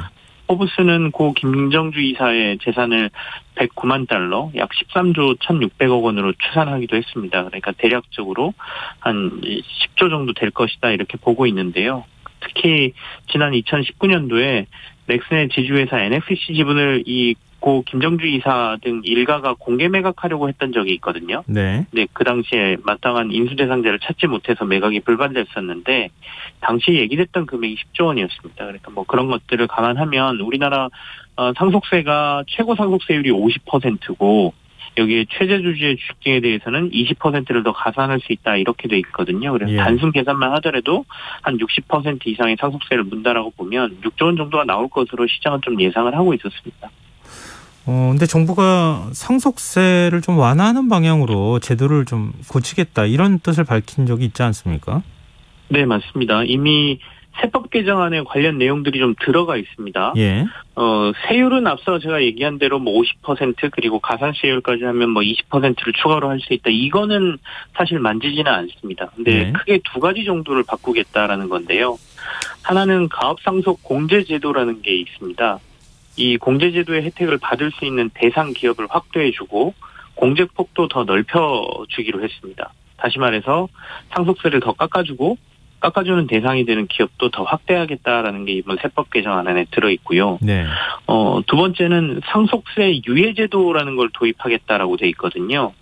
이거는 무슨 얘기냐면 아버지가 자녀에게 가업을 이어줄 경우에 상속받은 시점에 세금을 부과하지 않고 이걸 상속받은 자녀가 3자에게 매각하는 과정, 이 시점에 세금을 부과하겠다라는 제도입니다. 근데 그 기업들은 주로 상속세율이 높은 걸 문제 삼지 않았어요? 그거는 맞습니다. 세율이 너무 높다. 우리나라가 전 세계에서 거의 최고의 상속세율을 가지고 있다. 이 주장을 해왔었거든요. 네. 앞서 잠깐 언급을 드렸지만 최고 세율이 50%, 여기에 대주주일 경우 일종의 경영권 프리미엄의 가치까지 더해서 20%를 할증할 수 있다. 이렇게 법에 돼 있습니다. 네. 세율로만 보면 우리나라가 일본의 55%에 이어서 세계에서 2위인 건 맞고요. 다만 이제 상속세라는 게 부의 대물림을 막자는 취지가 있고 예. 갈수록 심화되는 빈부의 격차를 세금이라는 수단으로 좀 보완하자는 취지가 사실 이 상속세안에 들어있지 않습니까? 네. 그러다 보니까 기업들의 불만은 충분히 뭐 정부 입장에서도 고려하고 생각해 볼 만하지만 또 다른 국민들의 여론이라는 게 있다 보니까 정부도 이 세율을 낮췄을 때 여론에 대한 부담을 좀 갖고 있었고요. 그래서 세율은 그대로 두지만 사실상 상속세를 크게 낮추는 수준으로 개편을 추진하는 것이고 네. 자세히 들여다보지 않으면 일부 혜택 대상을 늘려주고 공제액을 확대해주는 수준 정도로는 보일 수 있는데 사실 조금 자세히 들여다보면 자칫 상속세를 무력화시킬 수 있는 제도 개편이다 이렇게 볼 수도 있습니다. 이게 무슨 말인가요? 상속세를 무력화시킨다고요? 앞서 두 가지 개편을 말씀드렸는데요. 예. 공제액과 공제 대상의 확대 이건 말 그대로입니다. 그러니까 공제액하고 공제 대상을 넓혀주는 정도니까요. 네. 근데 다만 상속세 유예 제도가 조금 예민할 수 있거든요. 가업 상속의 경우 그러니까 아버지가 자녀에게 물려주는 경우에 상속 시점에 상속세를 부과하지 않는다는 거지 않습니까? 네. 앞서 이건 제가 설명을 드렸는데 네. 그럼 조금 더 생각을 해보시죠. 그럼 그 자녀가 상속을 받고 난 이후에 다시 그의 자녀에게 상속하게 되면 어떻게 될까요? 또 그의 자녀가 또 그의 자녀에게 상속한다면 계속해서 상속세는 유예가 되는 것이죠. 그럴 경우에는 자칫 상속세를 아예 걷지 않은 수준까지 계속 가업을 이어받으면 될 수 있다는 얘기가 되거든요. 이건 뭐 이론상으로만 얘기하시는 거죠. 실제로 그렇게 되기는 어려울 것 같은데. 이게 이제 몇 대로 이어지느냐의 문제이긴 한데요. 네. 물론 이걸 어디까지 인정할 것이냐의 문제가 좀 남아 있고요. 네. 그래서 이제 정부에서도 아직 조건이나 이런 것들을 다 확정한 상태는 아닙니다. 근데 자칫 잘못하면 이게 이렇게 될 수 있다라는 거기 때문에 일본에서 사실 이 상속세 유예 제도를 도입해서 활용하고 있거든요. 일본은 2008년에 이 제도가 도입이 됐고 네. 2018년에 한 번 더 이 제도를 강화했습니다. 그러니까 처음 도입됐을 때 상속재산의 80%에 한해서 상속세 유예를 해주던 걸 예. 2018년도에 이걸 아예 100% 유예해 주도록 바꾸기도 했습니다. 그렇군요. 사실 저도 잘 몰랐던 부분인데. 네네. 근데 일본이 기업 상속에 한해서 유예 제도를 도입했다고 하는데 그 이유가 뭡니까? 가업 상속. 예. 네네. 예. 그러니까 이제 우리나라도 앞서 말씀드린 공제 제도나 이런 것들이 굉장히 좀 꼼꼼하게 돼 있긴 합니다. 그러니까 네. 실제로 그 기업을 10년 이상 경영을 한 사람, 예. 그다음에 자산 규모는 어느 정도 되는 사람, 그다음에 그의 자녀가 실제로 그 가업을 이어받았는지 안 받았는지, 그리고 앞으로 똑같은 사업을 영위하는지 안 하는지 뭐 이런 것까지 다 체크하도록 돼 있거든요. 예. 그래서 모든 기업이 다 혜택을 받을 수 있는 건 아니지만 그래도 일단 이 유예 제도가 도입되게 되면 아까 말씀드린 그런 것들의 혜택이 있기 때문에 조금 더 저희가 꼼꼼히 들여다봐야 될 필요는 있는 거죠. 일본 같은 경우에는 이제 이 제도를 도입한 이유가 일본은 노령화가 이제 급격하게 진행되면서 과거 가업 승계, 그러니까 이른바 뭐 100년 기업 이런 개념들이 사실상 많이 사라지고 있었거든요. 네. 특히 높은 상속세 때문에 굳이 가업까지 승계하면서 일을 하려는 젊은 층이 더 사라진다 이런 지적들이 많았습니다. 그래서 사실 기업들이 사회에 기여하는 순기능들이 있는데 대표적인 게 일자리 창출이고 뭐 경제의 한 축으로서 국가 경쟁력을 키우는 역할도 분명히 하고 있고요. 그렇다 보니까 대부분 좋은 기업들이 자본 예를 들면 사모펀드 같은 것들에 넘어가는 경우가 종종 많이 생깁니다. 어떤 경우에는 넘어가서 자산은 다 매각돼 버리고 기업이 슬금슬금 소멸해 버리는 경우도 생기고요. 네. 혹은 좋은 기업이 외국계 기업에 팔려나가는 경우도 많아졌거든요. 그래서 결국엔 이걸 막기 위해서 하나의 방편으로 나온 게 일종의 상속세 유예 제도였다 이렇게 보이고요. 실제 유예 특별 기간 이런 것들도 일본 정부는 좀 뒀습니다. 그래서 이 기간 동안에 상속하면 특별히 더 혜택을 주겠다. 빨리 자녀들에게 상속을 해라. 좋은 기업들이 있으면 이런 기간도 두고 그랬거든요. 네네. 그래서 일본이 이 제도를 활용하면서 국내 기업단체들이 이걸 보고서 우리도 이 제도를 도입해야 된다. 이런 주장을 계속해 왔었던 겁니다. 근데 우리나라도 있지 않나요? 그러니까 가업을 상속받았을 경우에 상속세를 네. 대폭 감면해주는 혜택이 우리도 있잖아요. 앞서 말씀드린 가업 상속 공제 제도라는 예. 게 있습니다. 예. 이거는 대부분 이제 중소기업에 한해서 아주 예. 작은 기업들에 한해서 실제로 기업 외에는 다른 것들 큰 재산이 없는 기업들이 상속세를 내면서 아예 기업의 유지가 힘들어지는 경우가 종종 생기거든요. 네네. 이런 것들을 막기 위해서 가업 상속의 경우에는 이런 제도를 활용을 하고 있었는데 여러 가지 뭐 까다로운 조건들이 있어서 사실상 기업들이 이걸 많이 활용하지 않았다라는 얘기도 있고요. 그래서 대상을 좀 넓혀달라 그래서 기업의 규모라든지 전체적으로 매출의 규모 또는 대상이라든지 이런 것들을 대폭 늘린 게 이제 이번 상속세 개편의 핵심 중에 하나고요. 그리고 이게 두 가지를 제가 말씀드렸는데 네. 두 가지를 모두 할 수 있는 건 아닙니다. 기업이. 지금 예. 정부가 얘기하는 것은 공제제도를 활용하든 아니면 유예제도를 택하든 둘 중에 보고 유리한 걸 택해라 이렇게 돼 있는 거거든요. 네. 그래서 이제 기업이 둘 중에 하나를 택하게 될 테고요. 그리고 유예제도 같은 경우는 앞서 말씀드린 대로 아직 조건이나 이런 것들이 세밀하게 정해지지 않았기 때문에 정부가 이걸 어느 정도 선에서 허용을 해줄지 어디까지 해줄지를 좀 봐야 되는데 네. 일단은 대기업은 빠진 걸로 보입니다. 대기업은 당연히 워낙 자산 규모가 크고 그쵸. 이걸 허용해 줬을 때 여러 가지 문제가 나올 수 있기 때문에 요건 좀 빠져 있고요. 또 하나는 정부가 상속세를 부과하는 방식을 바꾸겠다는 얘기도 지금 조금 하고 있습니다. 요것도 좀 설명을 드리고 싶네요. 네, 그게 부과하는 방식을 바꾼다는 게 어떤 의미예요? 네네. 이게 유산 취득세라는 걸 도입하겠다라고 지금 얘기를 하고 있거든요. 네. 이 유산 취득세 도입은 지금 검토 단계고 관련 연구 용역을 발주해서 연구를 해본 다음에 내년 세법 개정안에 정부가 담는 게 지금 목표다 이렇게 얘기하는데요. 네.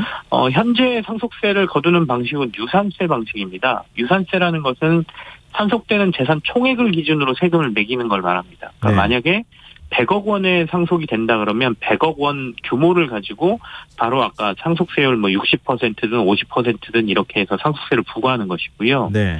이걸 유산 취득세로 바꾸면 상속을 여러 명이 받을 수도 있잖아요. 자녀가 그렇죠. 많아서. 예. 그래서 그게 10명이라 그러면 10억 원씩 나눠서 받는 사람이 취득하는 금액을 가지고 상속세를 매기는 거예요. 한 명이 10억 원을 받았으면 10억 원에 대한 상속세를만 매기게 됩니다. 네. 그러면 뭐 10명이면 100억 똑같지 않아 이렇게 말씀하실 수는 있는데 이게 사실 상속세는 약간 누진세의 개념이거든요. 상속 금액이 많으면 많을수록 상속세는 올라가기 때문에 네. 이걸 재단 취득세, 유산 취득세로 바꾸게 되면 상속세가 떨어지게 됩니다. 그래서 이렇게 하는 방안을 정부가 검토하겠다 지금 이렇게 얘기하고 있습니다. 그렇군요. 그것도 기업 입장에서는 환영할 만한 거 아닌가 그런 생각이 드는데요. 왜냐하면 자녀가 한 명인 경우가 별로 없을 수 있으니까요. 네네네. 알겠습니다. 이 상속세 문제 워낙 예민하기 때문에 아마 논쟁도 굉장히 뜨거울 것 같은데요. 어떻게 완화될지 저희가 좀 같이 지켜보도록 하겠습니다. 네, 오늘 경제 읽기 여기서 마무리하겠습니다. 지금까지 김치영 경제전문기자였습니다. 고맙습니다. 네, 감사합니다. KBS 1라디오 김성환의 시사야 1부 순서는 여기서 마무리하겠습니다. 전 11시 정각 2부에 다시 오겠습니다.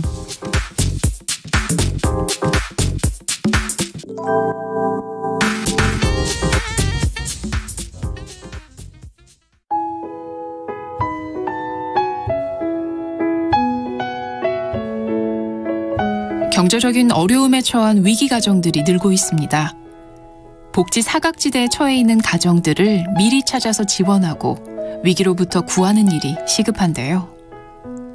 KBS 강태원 복지재단은 전국의 복지관과 연대해 복지 사각지대에 있는 위기 가정들을 찾아서 지원하는 운동을 시작합니다. 생활고로 인해 소중한 생명과 가정이 파탄나는 비극이 다시는 일어나지 않도록 이 일에 함께해 주십시오. 지역 복지 전문가로서 누구보다 위기 가정을 잘 찾아낼 수 있는 복지관과 관계자 여러분들의 많은 참여를 기다리고 있습니다. 지금 바로 KBS 강태원 복지재단 홈페이지에서 신청해 주세요. KBS 강태원 복지재단.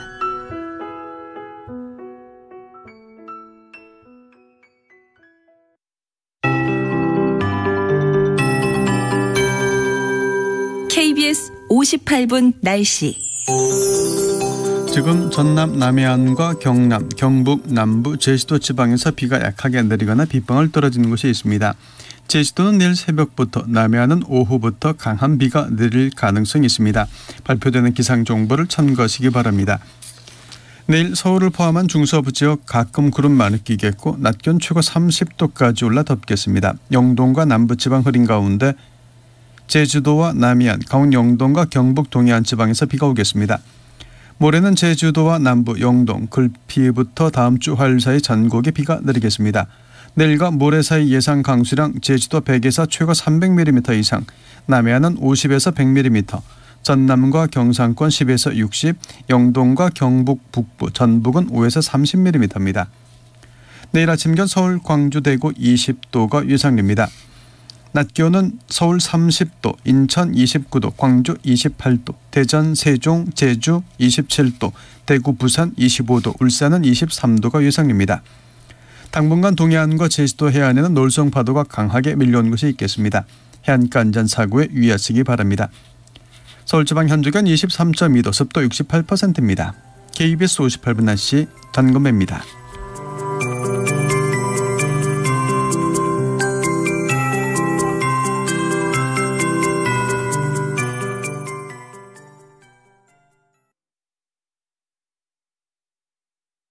정성을 다하는 국민의 방송 KBS가 11시를 알려드립니다. AM 711kHz, FM 97.3MHz, KBS 1라디오입니다. HLKA.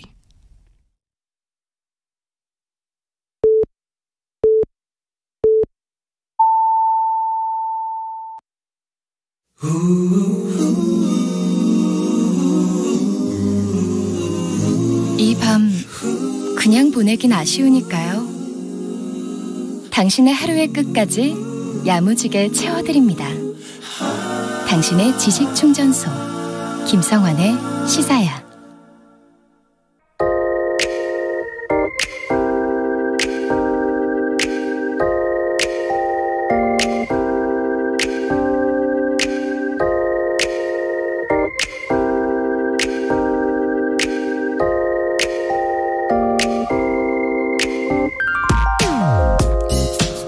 정부에 따라 공적 영역 확장을 추구할 때가 있고 공적 영역을 축소하는 대신 민간이 그 역할을 담당하도록 할 때가 있습니다. 각각의 정부가 추구하는 이념과 철학이 다르니 어느 쪽이 바른 길이라고 섣불리 단정할 필요는 없겠죠. 문제는 정책 방향의 전환이 너무 급격하게 이루어지거나 지나치게 명분에만 집착해 현실을 도외시할 경우에 애꿎은 피해자가 생길 가능성이 있다는 겁니다. 오늘은 그 공공과 민간, 그 틈새에 놓인 고령층에 대한 이야기를 해볼까 합니다. 내년도 정부 예산안에 따르면 공공형 노인 일자리 규모가 올해 60만 8천 개에서 내년 54만 7천 개로 6만 1천 개가 줄어든다고 합니다. 추경호 경제부총리는 절대적인 규모는 크게 변화가 없다. 단순 노무형 일자리는 소폭 줄이고 민간형 일자리는 조금 더 늘렸을 뿐이라고 설명합니다. 추 부총리가 과거 국회의원 시절 노인 일자리가 제대로 된 일자리로 둔갑해 일자리가 많이 늘어난 것처럼 착시 현상을 일으키고 있다. 비판한 점을 감안한다면 어느 정도는 예상 가능한 변화라고 할 수 있습니다. 공공형 일자리가 월 27만 원을 받는 단순 환경 미화, 초등학교 등굣길 안전지킴이 등에 집중돼 있으니 일자리 성격만 놓고 본다면 그리 틀린 지적은 아닐 수도 있습니다. 하지만 정부가 미처 고려하지 못한 점이 있습니다. 민간형 일자리는 노인을 고용하는 기업의 인건비를 보조하거나 실버 카페 운영비를 지원하는 등의 방식으로 이루어지는데요. 아무래도 기업들은 상대적으로 연령대가 낮은 은퇴한 베이비 부머, 이른바 신노년층을 선호할 가능성이 높습니다.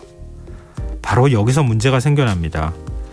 75세 이상의 고령자들이 주로 생계수단으로 일해왔던 공공형 일자리를 대폭 축소하는 대신 60대 초중반이 주로 일하게 될 민간형 일자리를 늘리면 과연 어떤 일이 벌어질까요? 공공형 일자리 사업을 가짜 일자리 정책으로 규정한 뒤 성격과 대상이 전혀 다른 두 개의 사업으로 쪼개다 보니 노년 세대의 일자리 경쟁은 심해지고 복지 사각지대는 더 넓어지는 모순이 발생하게 되는 건 아닐까요? 만약 그렇게 된다면 세계 최고 수준인 노인 빈곤율이 지금보다 더 높아지지는 않을까요? 지금까지 오늘의 발견이었습니다.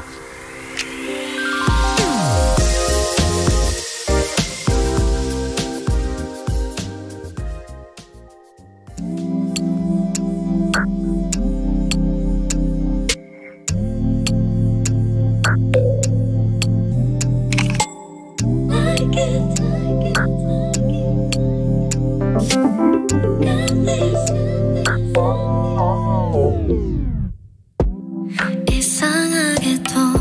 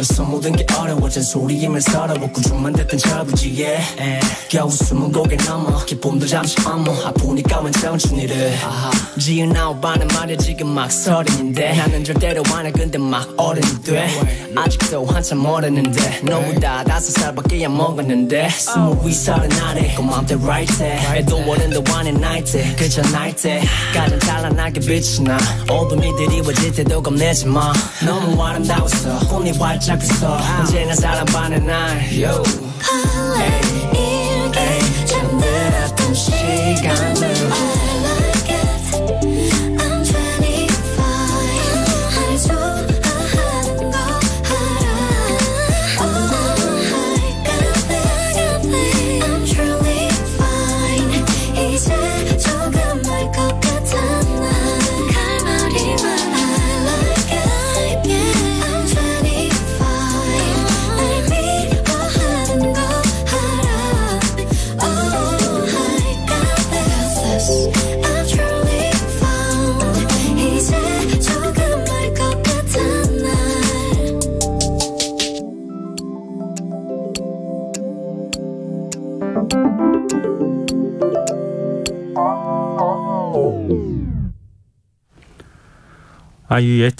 아이유 지드래곤의 팔레트 들으셨습니다. 김성환의 시사나 언제나 청취자 여러분의 관심과 참여 기다립니다. 오늘의 발견 들으시고요. 이지원님께서 하루에 3시간 일하고 27만 원 받아도 이렇게 일할 수 있어서 행복하다는 80세 어르신 인터뷰 봤는데 정책이 국민 눈높이에 한참 미치지 못하네요. 이런 의견 보내주셨습니다. 이 사실 현실에서는 좀 다른 성격이거든요. 왜냐하면 공공용 일자리의 경우는 약간 공적 부조 성격을 갖고 있어요. 그러니까 연세 드신 분들 중에 소득이 없으시니까 생활이 어려우신 분들 또 혼자 사시는 분들이 굉장히 많거든요. 그러니까 우리가 그냥 이렇게 볼 때는 뭐 아무것도 하시는 일 없이 돈을 받으시는 거 아니에요. 뭐 이렇게 생각하시는 오해하시는 분들도 있을 수 있는데요. 물론 또 그게 전혀 터무니없는 얘기는 아닐 수 있겠지만 그렇다면 거꾸로 얘기하면 그 연령대에 어렵게 사시는 분들을 국가가 책임져야 되지 않겠습니까? 그걸 대신해서 하는 거거든요. 근데 그 일자리를 줄이고 민간형 일자리라고 해서 기업에 취업하면 거기에 인건비를 보조해주는 사업으로 전환한다고 해서 그분들의 생활이 나아지지 않는다는 거죠. 그분들이 소외된다고 하는 점, 뭐 국회 차원에서 또 예산 심의할 테니까요. 그런 부분까지 좀 고려가 같이 됐으면 좋겠습니다. 네, 좋은 의견 보내주셔서 정말 고맙습니다. 계속해서 문자 많이 보내주십시오. 저희가 추첨해서 당첨된 분들께 모바일 쿠폰 선물로 드리겠습니다. 참여하실 문자 번호는 샵9730이고요. 짧은 문자는 50원, 긴 문자는 100원의 정보 용료가 부과됩니다. 콩 게시판, KBS 라디오 유튜브 채널을 통해서도 무료로 참여하실 수 있습니다. KBS 라디오 김성환의 시사회와 함께하고 계신 지금 시각은 11시 8분입니다.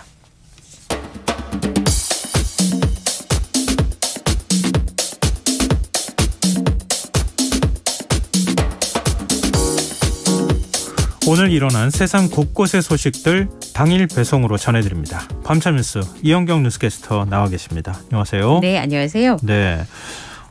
아마 이 소식 듣고 놀라신 분들이 있으실 것 같은데요. 훈련 중이던 수리온 헬기 2대가 충돌하는 사고가 있었어요.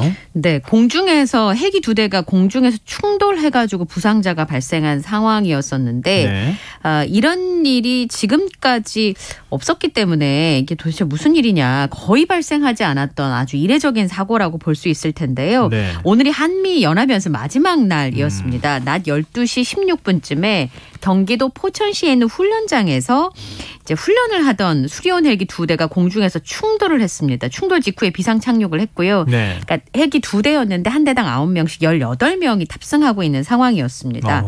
이 사고로 한 명이 머리 부위가 찢어졌고요. 예. 나머지 17명은 경미한 수준의 부상을 입은 것으로 전해지고 있는데요. 헬기에는 아주 심각한 부상은 없었던 것으로 전해지고 있습니다. 구체적인 사고 원인은 뭐 단숨에 밝힐 수 있는 상황은 아니긴 한데 네. 탑승한 인원들이 그 사고 당시에 패스트로프 훈련을 하고 있었다고 해요. 그러니까 헬기를 타고 헬기가 낮게 8에서 한 10m 정도 낮게 날면서 예. 밧줄 타고 지상으로 내려오는 훈련이 바로 패스트로프 훈련인데 그거를 진행하고 있는 상황이었는데요. 충돌 당시에 비행고도가 그렇게 높은 상태가 아니었고 민간인 피해도 거의 지금 현재로는 없는 것으로 파악이 되고 있는데 공중에서 헬기끼리 왜 부딪혔을까? 네네. 이게 가장 우려되는 대목인데요. 제가 말씀드린 것처럼 이제 오늘이 한미 연합연습 마지막 날이었기 때문에 네. 이게 사고 배경과 무슨 관련이 있지 않냐 이런 지적이 나오고 있는 상황인데 사고 당시 헬기들은 그거랑은 상관이 없고요. 육군협회 방위산업전시회 시범 비행을 준비 중이었던 것으로 알려지고 있습니다. 연습 중이었어요? 네, 그래서 중앙항공기조사위원회를 꾸려서 사고 원인을 조사할 계획으로 알려지고 있습니다. 근데 제가 중간에 아이고 이런 소리를 네. 저도 모르게 냈는데요. 왜냐하면은 헬기에 군병력이 지금 18명인가 탔다고 말씀하셨잖아요. 네.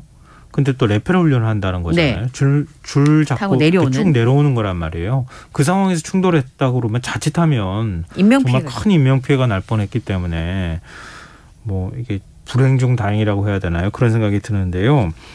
수리온 헬기 물론 이제 우리가 지금 한 10년 정도 개발해서 군에서 운영하고 이제 여러 가지 목적으로 이제 또 다양한 형태로 개발하고 있는 헬기이기도 하잖아요. 네. 국산인데. 네.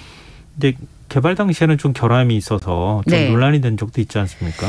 계속 잡음이 있는 건 사실입니다. 우선은 뭐 감사원에서 감사를 하기도 했었고요. 네. 또 방산 비리와 관련된 것이 아니냐 뭐 이런 얘기들도 있었던 그런 비행기였는데 이 수리온 헬기가 막 대단히 뛰어나서 전 세계적인 기술을 뭐 석권하는 그런 헬기는 아니지만 우리나라에서 처음 우리나라 기술로 만들어본 헬기라는 부분을 좀 기억을 해주시면 좋을 것 같고요. 근데 지금 뭐 필리핀 수출도 지금 추진하고 있다 하더라고요. 네. 네. 네. 그러다 보니까 이 헬기 같은 경우에는 국방과학연구소와 한국항공우주연구원이 참여해서 이 카이에서 이제 체계 통합을 담당해서 개발한 그런 헬기인데요. 우리나라가 이 수리온 헬기를 개발을 하면서 세계 11번째 헬기 개발 국가 반열에 올라섰습니다. 이 수리온이라는 것도 수리는 독수리 같은 맹금류를 의미하고 온은 이 우리나라에서 백을 뜻하는 온이라는 뜻의 합성어입니다. 네. 근데 이제 이 헬기 같은 경우는 비슷한 이름을 들어보신 적이 있을 거예요. 기본형이 수리온이고요. 해병대 상륙기동 헬기는 마린온입니다. 네. 그리고 의무수송 헬기는 메디온 이렇게 여러 가지 말하자면 파생 헬기들이 지금 운영 중에 있는 그런 상황인데요. 네. 말씀하신 것처럼 개발 단계에서부터 실전 배치까지 여러 결함이 발견이 돼서 사건 사고가 굉장히 많이 있었고 여러 번 그게 이제 보도가 됐기 때문에 저도 사실 뭐 방산이나 무게에 대해 자세히 알지 못하지만 수리온 헬기 사건 사고 소식은 굉장히 많이 들었던 부분이었거든요. 네. 2018년 7월에는 시험 비행 중이던 해병대 마린온 헬기가 부품 결함으로 추락을 해서 탑승자가 6명이었는데 5명이 순직하는 참사가 있었고요. 그리고 이후에도 여러 가지 얘기들이 좀 나왔었습니다. 뭐 유리창이 문제가 된 적도 맞아요. 있었고 예. 그다음에 와이어 커터 파손이 있었기도 했었고요. 또 빗물 새가지고 고무 패킹을 교체하는 경우도 있었고 그러다 보니까 사실은 이런 부분에 있어서 좀 우려가 있는 건 사실입니다. 그래서 한편으로는 우리 국산 기술로 만들어진 헬기니까 굉장히 자랑스럽긴 하지만 또 실제로는 이런 여러 가지 부분들이 인명피해로 이어진다고 하면 국민들의 입장에서는 굉장히 불안할 수밖에 없는 대목입니다. 이게 적절한 비유인지 모르겠지만 뭐 우리나라에서 신차 새로운 차 출시에도 네. 이런저런 뭐 부족한 점들이 많이 나와서 네. 결함이다 이런 논란들이 좀 있잖아요. 네, 그렇습니다. 네, 헬기는 그보다 훨씬 더 엄밀하게 품질 검사를 해야 되는 건 분명하지만 네. 이번 사고가 그런 결함하고 관계가 좀 안 됐으면 좋겠다. 그렇습니다. 그동안에 운영한 경험도 많이 쌓여 있는 상황이기도 하니까요. 네. 하여튼 구조적인 문제는 아니었길 바랍니다. 그리고 이 사고 원인 조사도 좀 철저히 됐으면 좋겠고요. 네. 다음 뉴스로 가겠습니다. 이 태풍 때문에 많은 분들이 좀 걱정하실 것 같은데요. 흰남노 네. 현재 위치와 예상 경로 어떻게 됩니까? 오늘 오후부터 내일 밤까지 타이완 동쪽에 일본 오키나와 주변 남해상에 정체를 할 것으로 예상이 되고 있는데요. 태풍이 이제 말하자면 바다 위에 어느 정도 빨리 움직이지 않고 좀 정체가 되게 되면 세력이 약화되는 그런 부분들이 있는데 네. 미리 말씀드렸던 것처럼 흰남노는 초강력 태풍이에요. 시속 초속으로 계산하면 50m가 넘어가는 그런 세력을 유지하고 있는 있는 것으로 알려지고 있는데요. 이게 이제 인도 쪽에서 뜨거운 수증기가 오면서 계속 세력을 키워주고 있는 네네. 상황입니다. 그러다 보니까 강력하기도 하고 바람도 많이 불고 비도 많이 내릴 것으로 예상이 되고 있는 상황인데 오늘 밤부터 내일까지가 중요해요. 왜냐하면 이 흰남노의 경로가 원래 타이완 쪽을 그러니까 대만 쪽으로 네. 향하다가 갑자기 지금 북쪽으로 올라오고 있는 상황이잖아요. 북쪽으로 올라오고 있는데 거기서부터 동쪽으로 틀게 되면 우리나라가 간접 영향권에 들어가기 때문에 네. 근데 굉장히 유동적인 상황이어서 단언할 수 없습니다만 제일 처음에 태풍이 발생해서 진로를 예상했던 각국의 기상청들은 우리나라 근처에 올라올 가능성을 크게 예측하지 않았었는데 네. 점점 가능성들이 지금 높아지고 있는 상황이고요.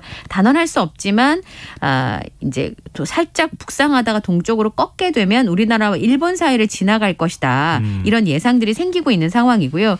혹시라도 일본 전남 쪽으로 우리나라에 상륙할 수도 있다. 네. 아니면 일본을 관통할 수 있다. 이런 예상들이 지금 나오고 있는데 일본 같은 경우는 어제부터 이 흰남노의 위력을 실감하고 있다고 합니다. 강한 비바람이 몰아치면서 주택가의 최대 풍속이 40에서 50m를 기록을 하고 있고요. 그래서 이 사탕수수가 오키나와 특산품인데 네네. 강풍에 다 쓰러지고요. 그리고 세계유산 시설물들도 넘어지는 것이 확인이 되고 있는 그런 상황입니다. 지금 뭐 초속 최대 풍속이 55에서 70m 최대 풍속. 이런 얘기가 지금 나오고 있는 상황이기 때문에 시설물을 고정하고요. 그리고 덤프트럭으로 이제 이 호텔을 막기 위해서 덤프트럭으로 이렇게 쌓아놓는 그런 일들이 지금 벌어지고 있다고 합니다. 그리고 이제 식료품들도 지금 다량으로 구입을 하고 있다고 해요. 일본 같은 경우는. 근데 벌써 이제 오늘 일기예보하는 거 네. 방송을 보니까 제주도 영향권에 들어가고 맞습니다. 남부지방부터 시작해서 동해안까지 이렇게 다 영향을 받을 거다. 이렇게 지금 예보가 나오고 있더라고요. 네, 그렇습니다. 지금 현재요. 태풍특보가 내려져 있지는 않습니다만 제주항에는 피항한 선박들이 있고요. 예. 제주 동부와 남부 앞바다에 풍랑특보가 발효된 상황입니다. 근데 제주는 아직까지는 이 흰남노의 직접 영향권에 들어가진 않았는데요. 네. 태풍 앞자락에 비구름대가 있어요. 근데 그 비구름대의 영향으로 내일 모레부터 3일부터 100에서 최대 300mm의 비가 예보된 상황인데 내일부터 천둥 번개 치고요. 네. 시간당 30에서 50mm의 강한 비가 내릴 것으로 예상을 하고 있는 상황입니다. 그럼 우리나라에 가장 큰 영향을 줄 때가 언제냐 말씀을 좀 드리면 토요일인 모레부터 북상 속도가 빨라져서 일요일 월화까지가 이제 우리나라에 가장 영향을 많이 줄 것으로 예상을 하고 있는데 네. 토요일 모레부터 북상해서 다음 주 월요일 오후에 서귀포 남쪽 해상까지 올라올 것으로 예상이 되고 있습니다. 예. 그러면 월요일 밤 그리고 화요일까지 제주를 관통할 가능성도 배제할 수가 없는 그런 상황이고요. 이 위력이 너무 대단한 게 매미 기억나시죠? 2003년 9월. 네. 가을 태풍으로 굉장히 유명했는데 엄청난 피해를 남겼잖아요. 그 당시에 최대 풍속이 초속 60m였거든요. 네. 그러니까 바람이 굉장히 센 태풍이었어요. 그런데 이 흰남노가 초속 50m니까 그때만큼은 아니지만 굉장히 바람이 많이 부는 상황이어서 목적음으로 날아갈 수 있어요. 이 정도 바람이 불면. 그리고 또 하나는 비가 지금 많이 내릴 수 있는 그런 상황인데 이 차바라고 아마 기억나실 텐데요. 그 당시 비가 굉장히 많이 내려서 차바 같은 경우는 최대 600mm의 비가 내린 적도 있었거든요. 네. 근데 지금 이 매미와 차바를 합친 것 같은 매미와 루사를 합친 것 같은 위력을 발휘할 것이다. 이런 예상들이 나오고 있습니다. 좀 지켜봤으면 좋겠는데 네. 걱정인데요. 지금 추석을 앞두고 있는 상황이잖아요. 네. 보통 이제 추석 앞두고 대성품 사고 배도 이제 미리 주변 사고. 분들한테 네. 사셔가지고 나눠주시기도 하고 또 네. 먹기도 하고 이러는데 지금 과수농가들이 바람 많이 분다 그러는데 지금 이 수확을 해야 되는데 다 낙과가 되는 거 아닌가 걱정되는데요. 그래서 할 수 없이 좀 빨리 딸 수밖에 없대요. 미리 따는 거예요. 태풍 예. 오기 전에. 네, 아시다시피 사과 배는 떨어졌다 하면 그냥 네. 그걸로는 그리고 바람이 이렇게 많이 불 것으로 예상을 하는 상황이기 때문에 이런 상황이면 사실은 태풍에 견디기가 좀 어렵거든요. 그래서 미리 지금 수확을 사과하고 배를 하고 있는 상황입니다. 게다가 요즘 일손이 너무 부족하잖아요. 농촌의 경우에는 팬데믹 때문에 사실 외국인 노동자분들도 잘 못 들어오시고 사람을 써서 지금 빨리 수확을 하고 있는 상황인데 문제는 좀 이렇게 빨리 따가지고 익혀서 팔 수 있는 경우는 괜찮아요. 그런데 이제 빨리 딸 수 없는 품종들이 있잖아요. 그러다 보니까 지지대를 세워가지고 어떻게든 좀 덜 떨어지게 할 수 있는 방법밖에는 지금 할 수 있는 게 별로 없고요.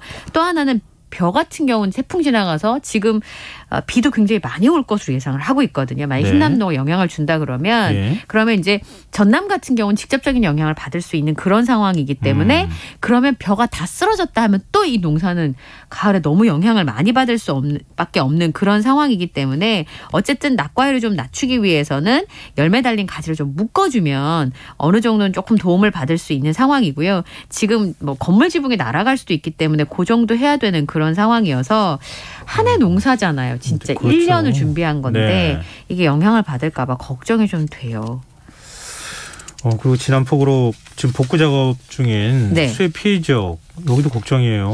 구룡마을 예를 한번 들어볼게요. 구룡마을이 지난 수해로 84가구가 이재민으로 분류될 만큼 굉장히 피해가 컸었는데 지금 17가구 29명 집에 아직 못 들어오고 있어요. 게다가 이제 복구 비용을 준비하기가 좀 어려운 지역이잖아요. 그러다 보니까 시민사회단체에서 자원봉사로 도배며 이런 걸 지금 도와드리고 있는 그런 상황인데 지금 같은 속도로 복구를 하면 추석 전에는 이제 돌아오실 수 있을 것 같아요. 근데 문제는 돌아올 수는 있지만 예전으로 돌아간 건 아니잖아요. 그러니까 물에 젖은 방도 뭐 도배가 다 안 됐을 수 있고 연탄 보일러 같은 경우 물을 한번 지나갔기 때문에 이게 복구가 다 될지도 의문스럽고 그게 안 되면 사실 방을 말릴 수가 없어요. 보일러가 안 된 상황이기 때문에.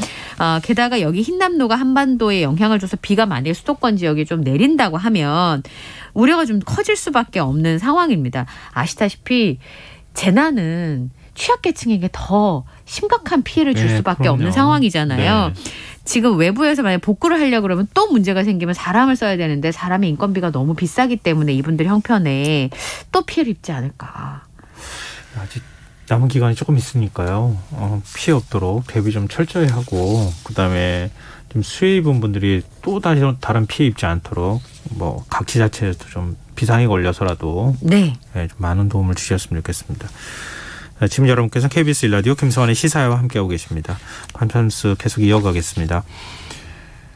아동 성범죄자가 곧 형기를 마치고 출소할 예정이라고 하는데 이게 뭐 조두순 버금간다 이런 얘기가 나와요. 10여 년 전에 인천하고 경기 일대에서 초중고등학생 11명을 성폭행한 미성년자를 아동 성범죄자입니다. 15년 형기를 마치고 다음 달에 출소할 예정인데요. 2006년 5월 24일부터 9월 11일까지 넉 달 동안 인천과 경기 일대에 9살부터 17살의 미성년자 여학생 14명을 성폭행했었습니다. 그래서 그때 징역 15년형이 확정돼서 복역 중인데요. 원래는 이미 나왔어야 되는데 폭행을 해서 징역 4개월과 8개월이 각각 선고가 돼서 출소가 지금 1년 미뤄져 있는 상황입니다. 근데 그 당시에 죄질이 굉장히 나빠요. 아동 대상 성폭행을 저지를 때 무거우니까 좀 들어달라라고 하면서 어린 학생을 유인해서 승합차에 태운 다음에 인적이 드문 곳으로 데려가서 폭행을 하고 성폭행을 한 혐의를 성폭행한 것으로 조사가 됐습니다. 근데 그 당시도 이미 전과 19범이었어요. 그리고 2000년에도 미성년자 성폭행해가지고 징역 5년 6개월의 실형을 선고받았고 출소 16일 만에 또 범죄를 저질렀는데 동성 여권 가지고 필리핀으로 도망갔다가 귀국하고 전전하다가 9월달에 2006년 9월에 이제 검거가 돼서 15년을 복역하고 이제 다음 달에 출소할 것으로 알려지고 있는 그런 사람입니다. 뭐 이수정 교수가 그런 얘기도 많이 하셨지만 보고서를 따로 만들어야 되지 않냐, 보호 처분을 해야 되는 거 아니냐, 뭐 이런 얘기도 했는데 지금 어느 지역으로 돌아올 것이냐, 이것 때문에 좀 걱정하는 목소리가 나와요. 왜냐하면 이게 사실 조두순 얘기 나왔을 때 그 지역이 특정되고 동네가 특정돼가지고 사실 그것 때문에 굉장히 좀 논란이 많았거든요. 굉장히 많은 분들이 공포에 떨기도 하고 부작용이 있을까 좀 걱정이 되는데요. 우선은요. 그 아동 성보호에 관한 법률 및 성폭력 범죄 처벌 등에 관한 특례법에서 신상 정보를 이제 공개하는 대상이 아니에요. 왜냐하면 그게 2011년 4월에 시행이 됐는데 이 사람은 2006년에 형이 확정이 됐기 때문에 대상은 아닙니다. 그런데 이제 언론 보도가 나가고 사실 김근식에 대한 보도는 작년에도 있었거든요. 그러다 보니까 지금 말씀하신 조두순 사건도 있었고 해서 범행 법을 개정하기 전에 이제 형이 확정이 됐다고 하더라도 네. 신상 공개가 가능하다라는 법리 검토가 나왔어요. 그래서 정보 공개 요청 청구가 받아들여져서 출소와 동시에 정보가 공개될 예정입니다. 어느 지역에 살게 될지 공개가 네, 그래서 되는 거예요? 성범죄자 알림이에 들어가시면 신상을 확인하실 수 있고요. 예. 거주하는 도로명 주소와 건물 번호가 공개가 되는 그런 상황인데요. 사실 1년 이제 미뤄지게 된 거잖아요. 네. 인천 지역의 맘카페를 중심으로 굉장히 불안감을 호소하고 있는 그런 상황입니다. 범행 지역에 인천 서구가 포함됐다고 하는데 우려가 된다 이런 얘기들도 나오고요. 네. 지금 김근식이 출소를 해서 보호를 좀 철저히 해야 되지 않을까 그럼요. 이렇게 생각하고요. 예. 그리고 지금 뭐 인천을 언급을 했지만 어느 지역으로 갈지 아직 정해지지 결정된 건 아니에요. 그러니까 예. 그 들어가기 전에 이제 등록된 주소지가 거기라는 거죠. 예. 네네. 알겠습니다. 아마 정부가 그런 부분에 있어서 대비를 할 테니까요. 네. 자연스럽게 뭐 만약에 알려지게 된다면 또 알려지지 않을까 싶습니다. 네. 자, 마지막 뉴스입니다. 이번 추석 연휴 귀성 대신 단기 아르바이트를 택하는 사람들이 늘어나고 있다. 이런 소식이 있어요. 이게 무슨 얘기입니까? 소비자 물가 상승률이 6, 7월 2달 연속 6%대인데 실제로 체감하는 말하자면 생활비를 쓰는 소비자 물가 상승률은 8%가 넘는다는 얘기가 나오고 있잖아요. 네. 생활비가 너무 빠듯해지다 보니까 추석 연휴 기간에 단기 알바를 해서 돈을 좀 벌겠다라고 하는 MZ세대들, 그러니까 1980년대 초반부터 2000년대생들이 늘어나고 있다라는 분석입니다. 네. 구인구직 플랫폼 알바천국에서 지난 18일부터 23일까지 성인 1,580명을 대상으로 설문조사를 했어요. 그랬더니 절반이 넘는 51.1%가 추석 연휴에 알바 계획이 있다. 왜 알바를 하려고 하느냐라고 네. 하는 질문에는 단기로 용돈을 벌기 위해서 42%, 원래 알바를 하고 있어서 등의 답이 나왔습니다. 그런데 그 알바 급여를 쓰는 곳이 어디냐면 뭐 욜로나 플렉스 최근에 이제 그런 단어들이 유행을 했었잖아요. 말하자면 좀 쉬겠다, 누리겠다, 과시성 그런 소비라고 볼 수도 있을 텐데 그런 게 아니고 생활비 56.8%, 저축 42.2%. 이제 말하자면 돈을 벌어서 쓰는 용처가 저축을 하거나 그렇지 않으면 생활비를 쓰겠다라는 건데요.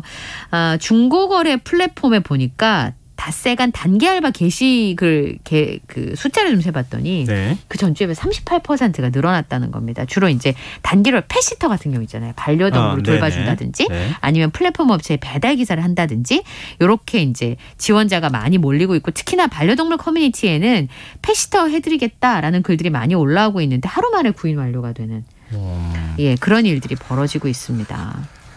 그만큼 좀 삶이 팍팍해지고 있다 이렇게 봐야 될 것 같은데요. 네. 네. 추석 연휴에도 쉬지 못하면 또 심리적으로도 굉장히 좀 힘들 텐데. 마음이 좀 서글프잖아요. 맞아요. 네. 좀 씁쓸한 현실을 전해주신 것 같습니다. 자, 오늘 밤참스 여기까지 하겠습니다. 지금까지 이현경 뉴스캐스터와 함께하겠습니다. 함께했습니다. 고맙습니다. 네, 감사합니다.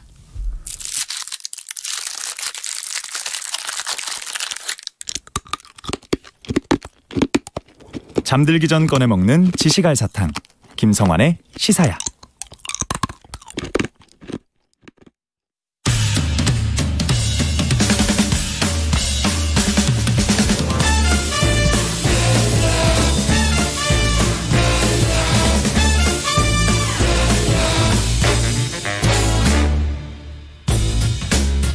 매주 목요일 흥미로운 공연을 소개해드립니다.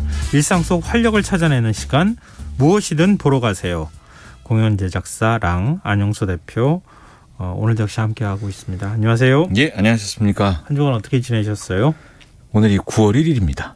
네. 그래서 진짜 9월이라고 막 이런 생각을 하면서 지내기도 했고 제가 이제 시사야 나오면서부터는 일주일에 하루씩 이렇게 딱 정해진 스케줄을 소화하는 게 시간을 너무 빨리 가게 느끼게 하는 것 같아요. 원래 좀 그래요. 네. 주 단위 일정이라는 게 금방금방 다가오는 느낌이 있어요. 이건 좀 말도 안 되는 일정으로 시간이 좀 빨리 지나가는 것 같아서 그런 너무 설레는 마음으로 출연 날짜를 기다리면서 그렇게 그 시간이 빨리 온다는 걸 느끼신다는 거죠? 설레는 마음으로 매주 기다리고 어느 순간 뒤돌아보면 이게 뭐지? 이런 생각을 하면서 진행하고 있습니다. 네. 저 9월 1일 이걸 강조해 주셨는데 9월의 시작 어떤 작품으로 열어주실 예정이세요? 제가 처음에 이제 시사에 출연 섭외를 받았을 때 이거다.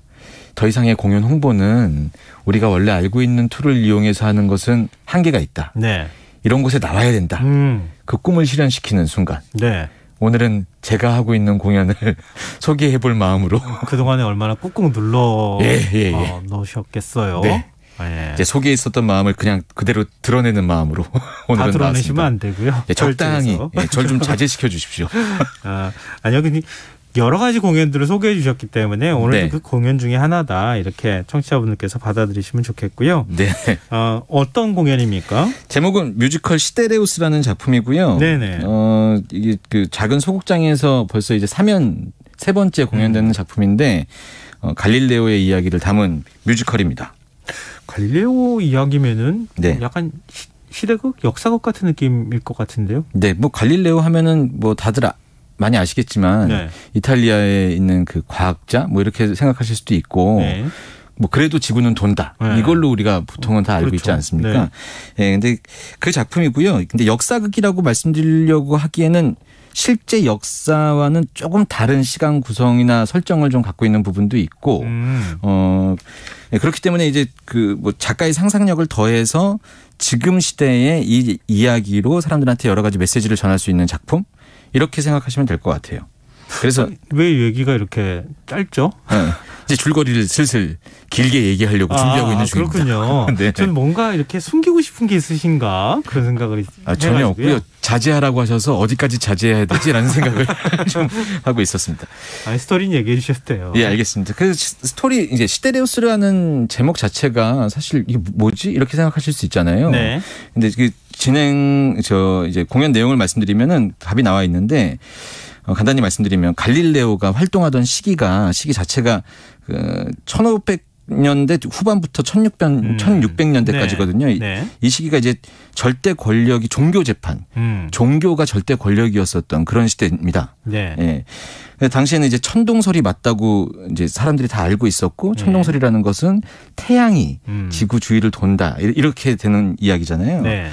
근데 거기에 대해서 이게 아닌데라고 생각하는 것조차도 죄가 되는 시대. 이게 실제 그 시대의 분위기고 이게 성경에 표현되어 있는 내용도 극 중에서 나오는데 성경 구절에 여호수아 10장 12절에 태양아 너는 기브온 위에 머무르라 달아 너도 아알론 골짜기에 그리할지어다 라는 구절이 있거든요. 네. 그 구절을 실제로 공연 중에 대사로도 치고 넘버로도 나옵니다. 예. 예. 이 이야기가 결국 하나님이 돌고 있는 태양을 멈추게 했다고 해석을 하면 태양은 원래 돌고 있다는 이제 풀이가 되는 거죠. 그러니까 이제 이게 천동설이 맞는 거죠. 예, 당시에. 이제 이런 분위기를 갖고 있는데 이런 분위기의 배경에서 갈릴레오에게 요하네스 케플러라는 학자가 어느 날 편지를 보냅니다. 네. 실제로도 이 그 케플러와 갈릴레오가 편지를 주고받았던 기록이 남아 있긴 하더라고요. 네네. 근데 저희 공연에서는 그걸 몇 번씩이나 반복되게 표현을 하고 있긴 합니다. 예. 이 케플러의 편지가 갈릴레오한테 전달이 되면서 공연이 이제 시작이 되는데요. 케플러가 우주의 신비라는 본인의 상상력을 기본으로 한 연구서를 보내는데 여기에 대해서 갈릴레오가 답장을 보내는 거죠. 예. 이러면서 얘기가 시작되고 이 얘기를 하고 있는 와중에 갈릴레오가 그렇다면 천동설이 아니라 만약 지구가 태양 주위를 도는 것이라면 하는 그 지동설의 기본이 되는 생각을 가지고 둘의 이제 그 연구가 시작되는 거죠. 그러면서 이 연구를 하다가 어느 날 지구가 태양 주위를 돈다는 것을 망원경을 통해서 알게 되죠. 예. 이 알게 된 사실을 사람들한테 알리기 위해서 책을 쓰는데 그 책의 제목이 별의 소식을 전하는 사람이라는 뜻을 갖고 있는 시데레우스 눈치우스라는 책 이름이에요. 거기서 연극 제목이 나온 거예요? 근데 이제 이게 그 실제로 제목을 정할 때 여기까지 고려하진 않았는데 시데레우스 눈치우스라는 이 이름 자체가 너무 길기도 하고 뮤지컬 제목이라고 하기엔 눈치우스라는 말 어감이 좀 그래서 그렇죠. 눈치. 약간 코미디인가 이렇게 생각할 수도 있지 않습니까? 그래서 이제 뮤지컬 시데레우스라는 제목으로 저희가 이제 공연을 하는 거죠. 그럼 지금까지 책을 출간하기 전까지 스토리를 얘기해 주셨잖아요. 네, 맞습니다. 출간한 이후는 어떻게 되는 거예요? 이제 사람들이 이제 책을 출간하고 나니까는 이 이야기가 막 그 시기에 살던 사람들한테 막 퍼지게 되는 거죠. 근데 일반적이었던 천동설을 부정하는 지동설을 얘기하는 갈릴레오. 이게 좀 처음에 화제가 됐다가 종교 재판에 안 불려갈 수가 없는 분위기가 만들어지는 거죠. 소문이 막 났겠죠. 소문이 나죠. 네. 성경을 말 그대로 해석하는 것이 잘못된 것이다. 실제로 일어나는 자연현상을 관측한 과학자의 이야기가 있을 때는 뭔가 생각해 봐야 되는 것이 아니냐라는 것이 갈릴레오의 주장이었는데 네. 당시의 종교 재판을 이겨낼 수 있을 만한 내용이 아니었던 거예요. 그래서 결국 이제 마지막에 종교 재판을 받을 때 갈릴레오가 본인의 주장을 모두 부정하고 종교 재판에서 이제 죽음을 면하게 되는 선택을 하죠. 자기가 여태까지 주장했었던 것이 사실이 아니며 앞으로는 이런 주장을 펼치지 않을 것이라고 얘기하고 포기하게 돼요. 네. 실제로도 그렇다고 하더라고요. 만약 그 자리에서 정말로 종교 재판 받을 때 그래도 지구는 돕니다 이렇게 얘기했으면 바로 화형에 처한다 이렇게 되는 상황이었었으니까. 그러고 나서 이제 다시 돌아오게 되죠. 실제로는 유배를 당한 걸로 저는 알고 있는데 네.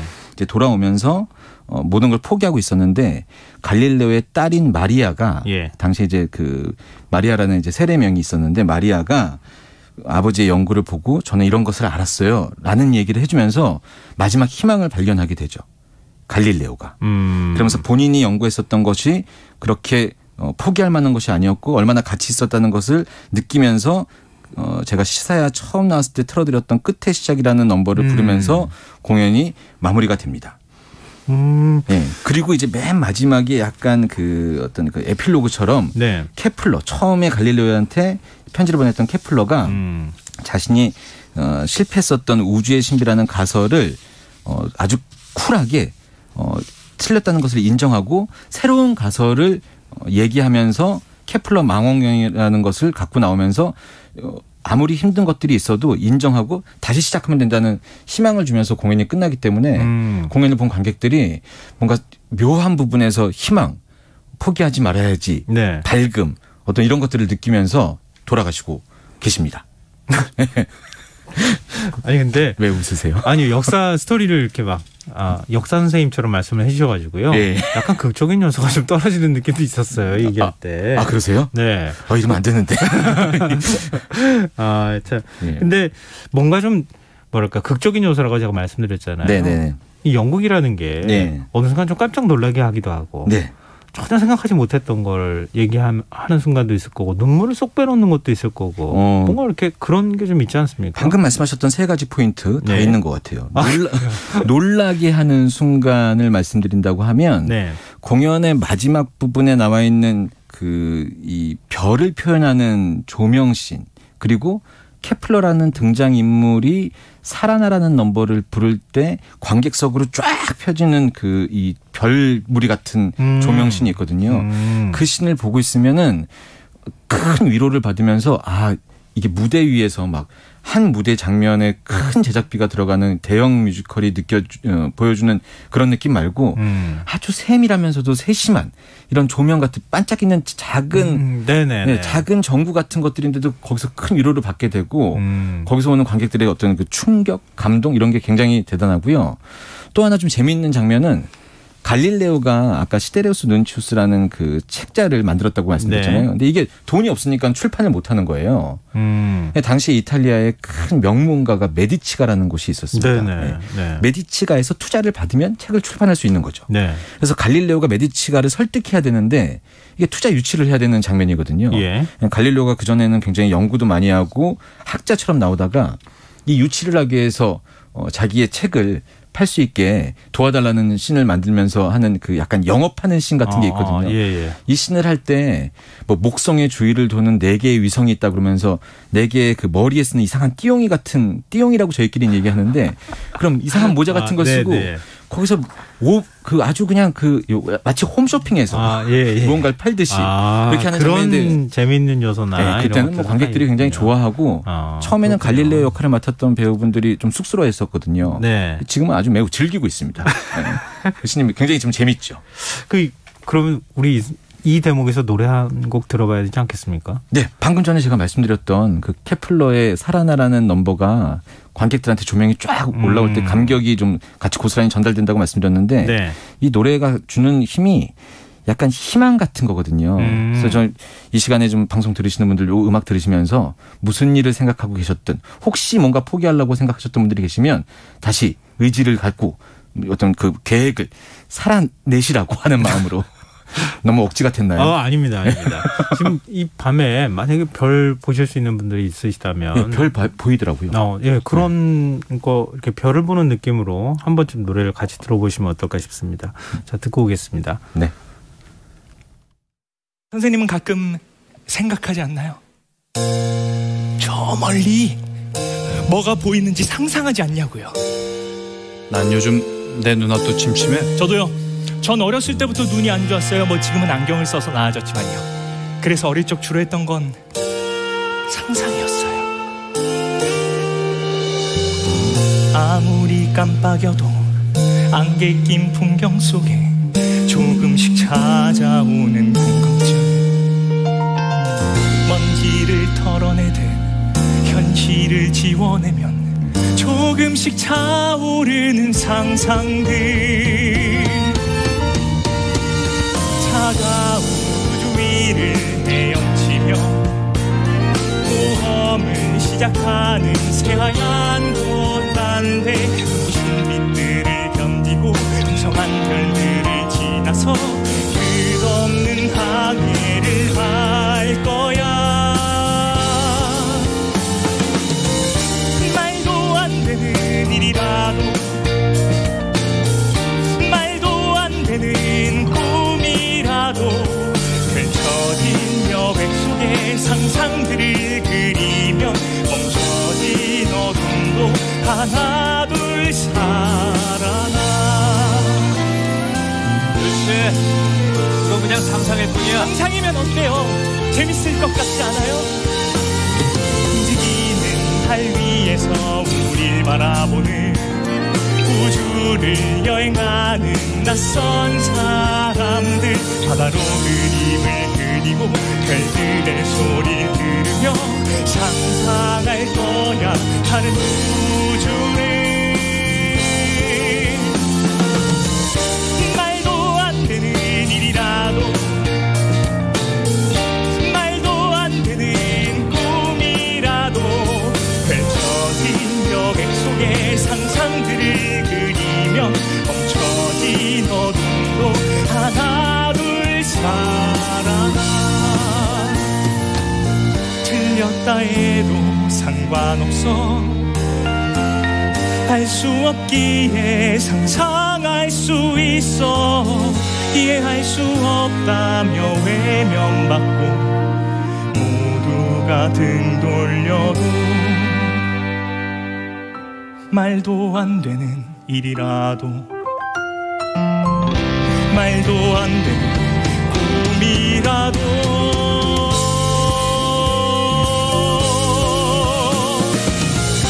질문 끝에서 답을 찾듯 상상 끝에서 사실을 찾아 펼쳐진 여백 속에 상상들을 그리며 언젠가 숨겨졌던 사실들을 찾을 거야. 나만이 알고 있는 사실들을 난 찾을 거야.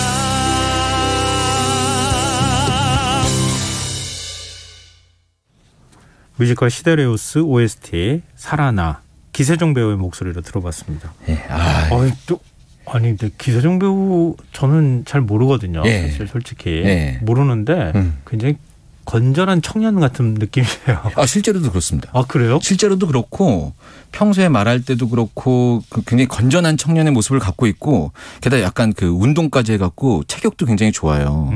그래서 이 케플러를 표현할 때 그 약간 딱 달라붙는 바지를 입고 있는데 허벅지가 터질 것 같은 그런 느낌을 항상 받고 그리고 이제 그 무대에 있는 소품을 건드리면은 약간 부서지는 희한한 마법이 있는 친구입니다.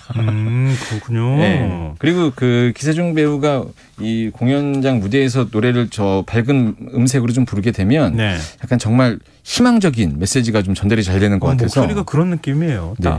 그리고 저는 이 작품 준비할 때도 사실 요하네스 케플러라는 인물을 몰랐는데 우리 진행자님께서는 이미 알고 계시네요. 아니요. 많은 분들이 알고 계세요. 학교 다닐 때 케플러 다 배워요. 그러니까 학교 다닐 때 뭐 했나 모르겠습니다.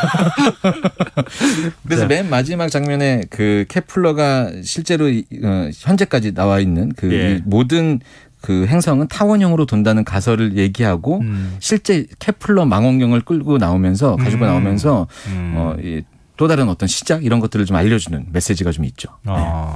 지금 되게 반전이 있어요. 어떤? 히데레우스 보통 이제 뮤지컬 하면 네네.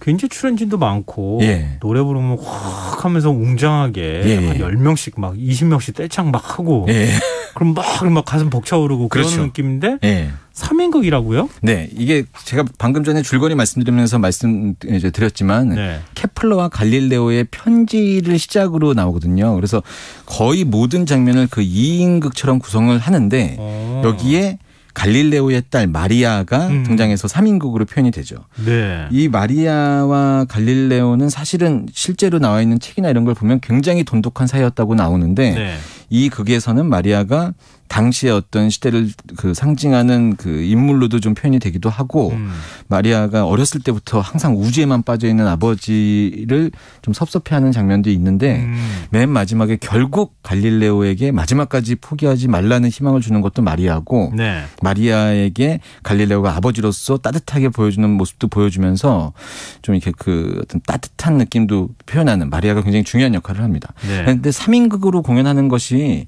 방금 말씀하셨던 뮤지컬의 어떤 상징적인 떼창이나 이런 게 좀 부족하지 않을까라고 생각하실 수 있는데 안 그렇습니다. 요즘에는 소극장에서 몇 명 나오지 않는 공연들이 꽤 많이 그 진행되고 있거든요. 이게 거의 한 1시간 40분에서 2시간 내내 그 배우들이 맡고 있는 캐릭터를 아주 섬세하게 표현할 수 있는 장점이 또 있어서 이 집중력이 높아지는군요. 소극장 공연을 좋아하시는 분들은 그런 면에 있어서의 매력 때문에 대극장을 또 못 가시는 분들도 꽤 많이 계세요.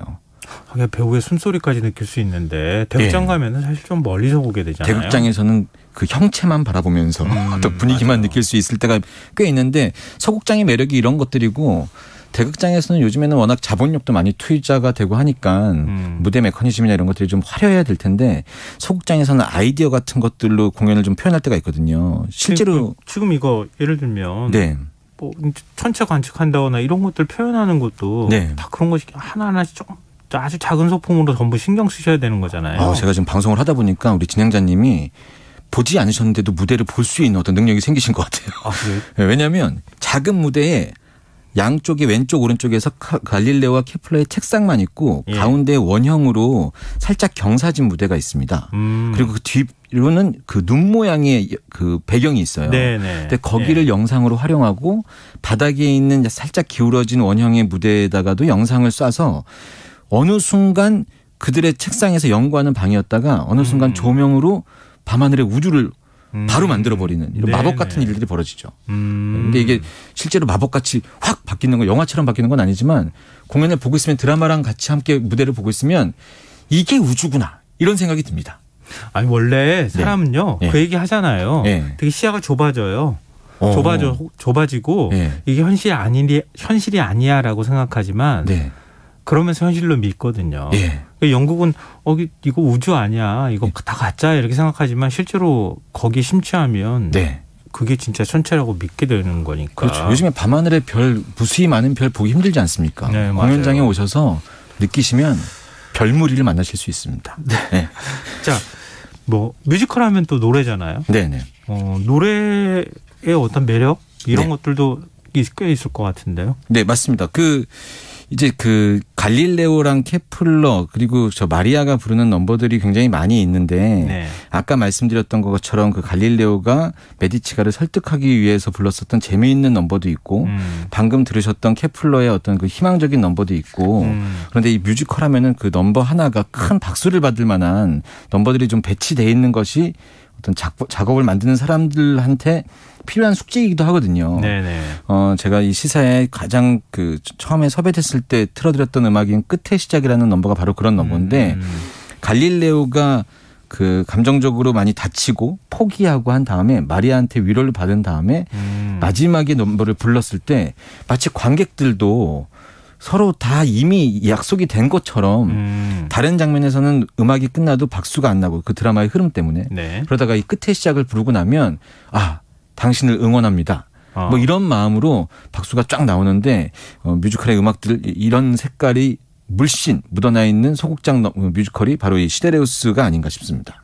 근데 갈릴레오를 워낙 뭐 유명한 인물이니까요. 네. 주인공으로 하는 뮤지컬이나 아니면 연극 이런 것들은 이전에도 있지 않았어요? 맞습니다. 그 뮤지컬 최후진술이라는 뮤지컬도 있고요. 예. 연극 갈릴레오의 생애라는 작품도 있거든요.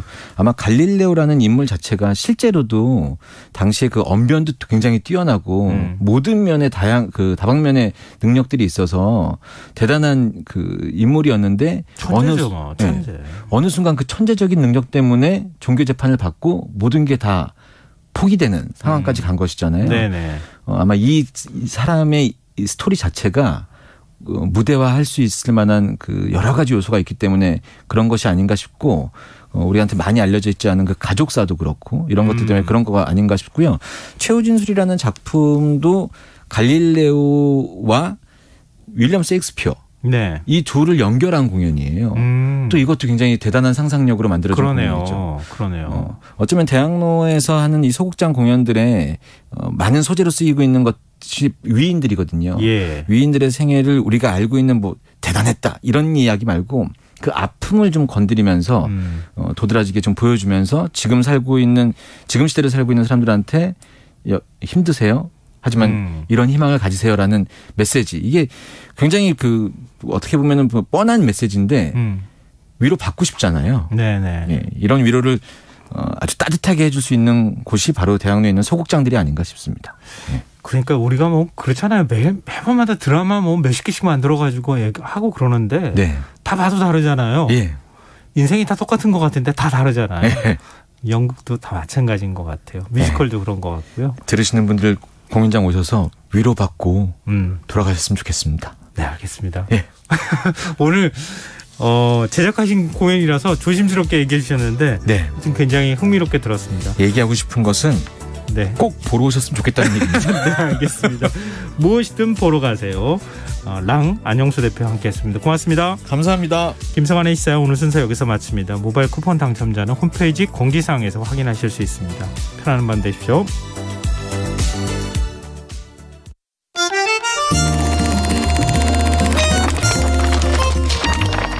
이다혜의 영화관, 정여울의 도서관.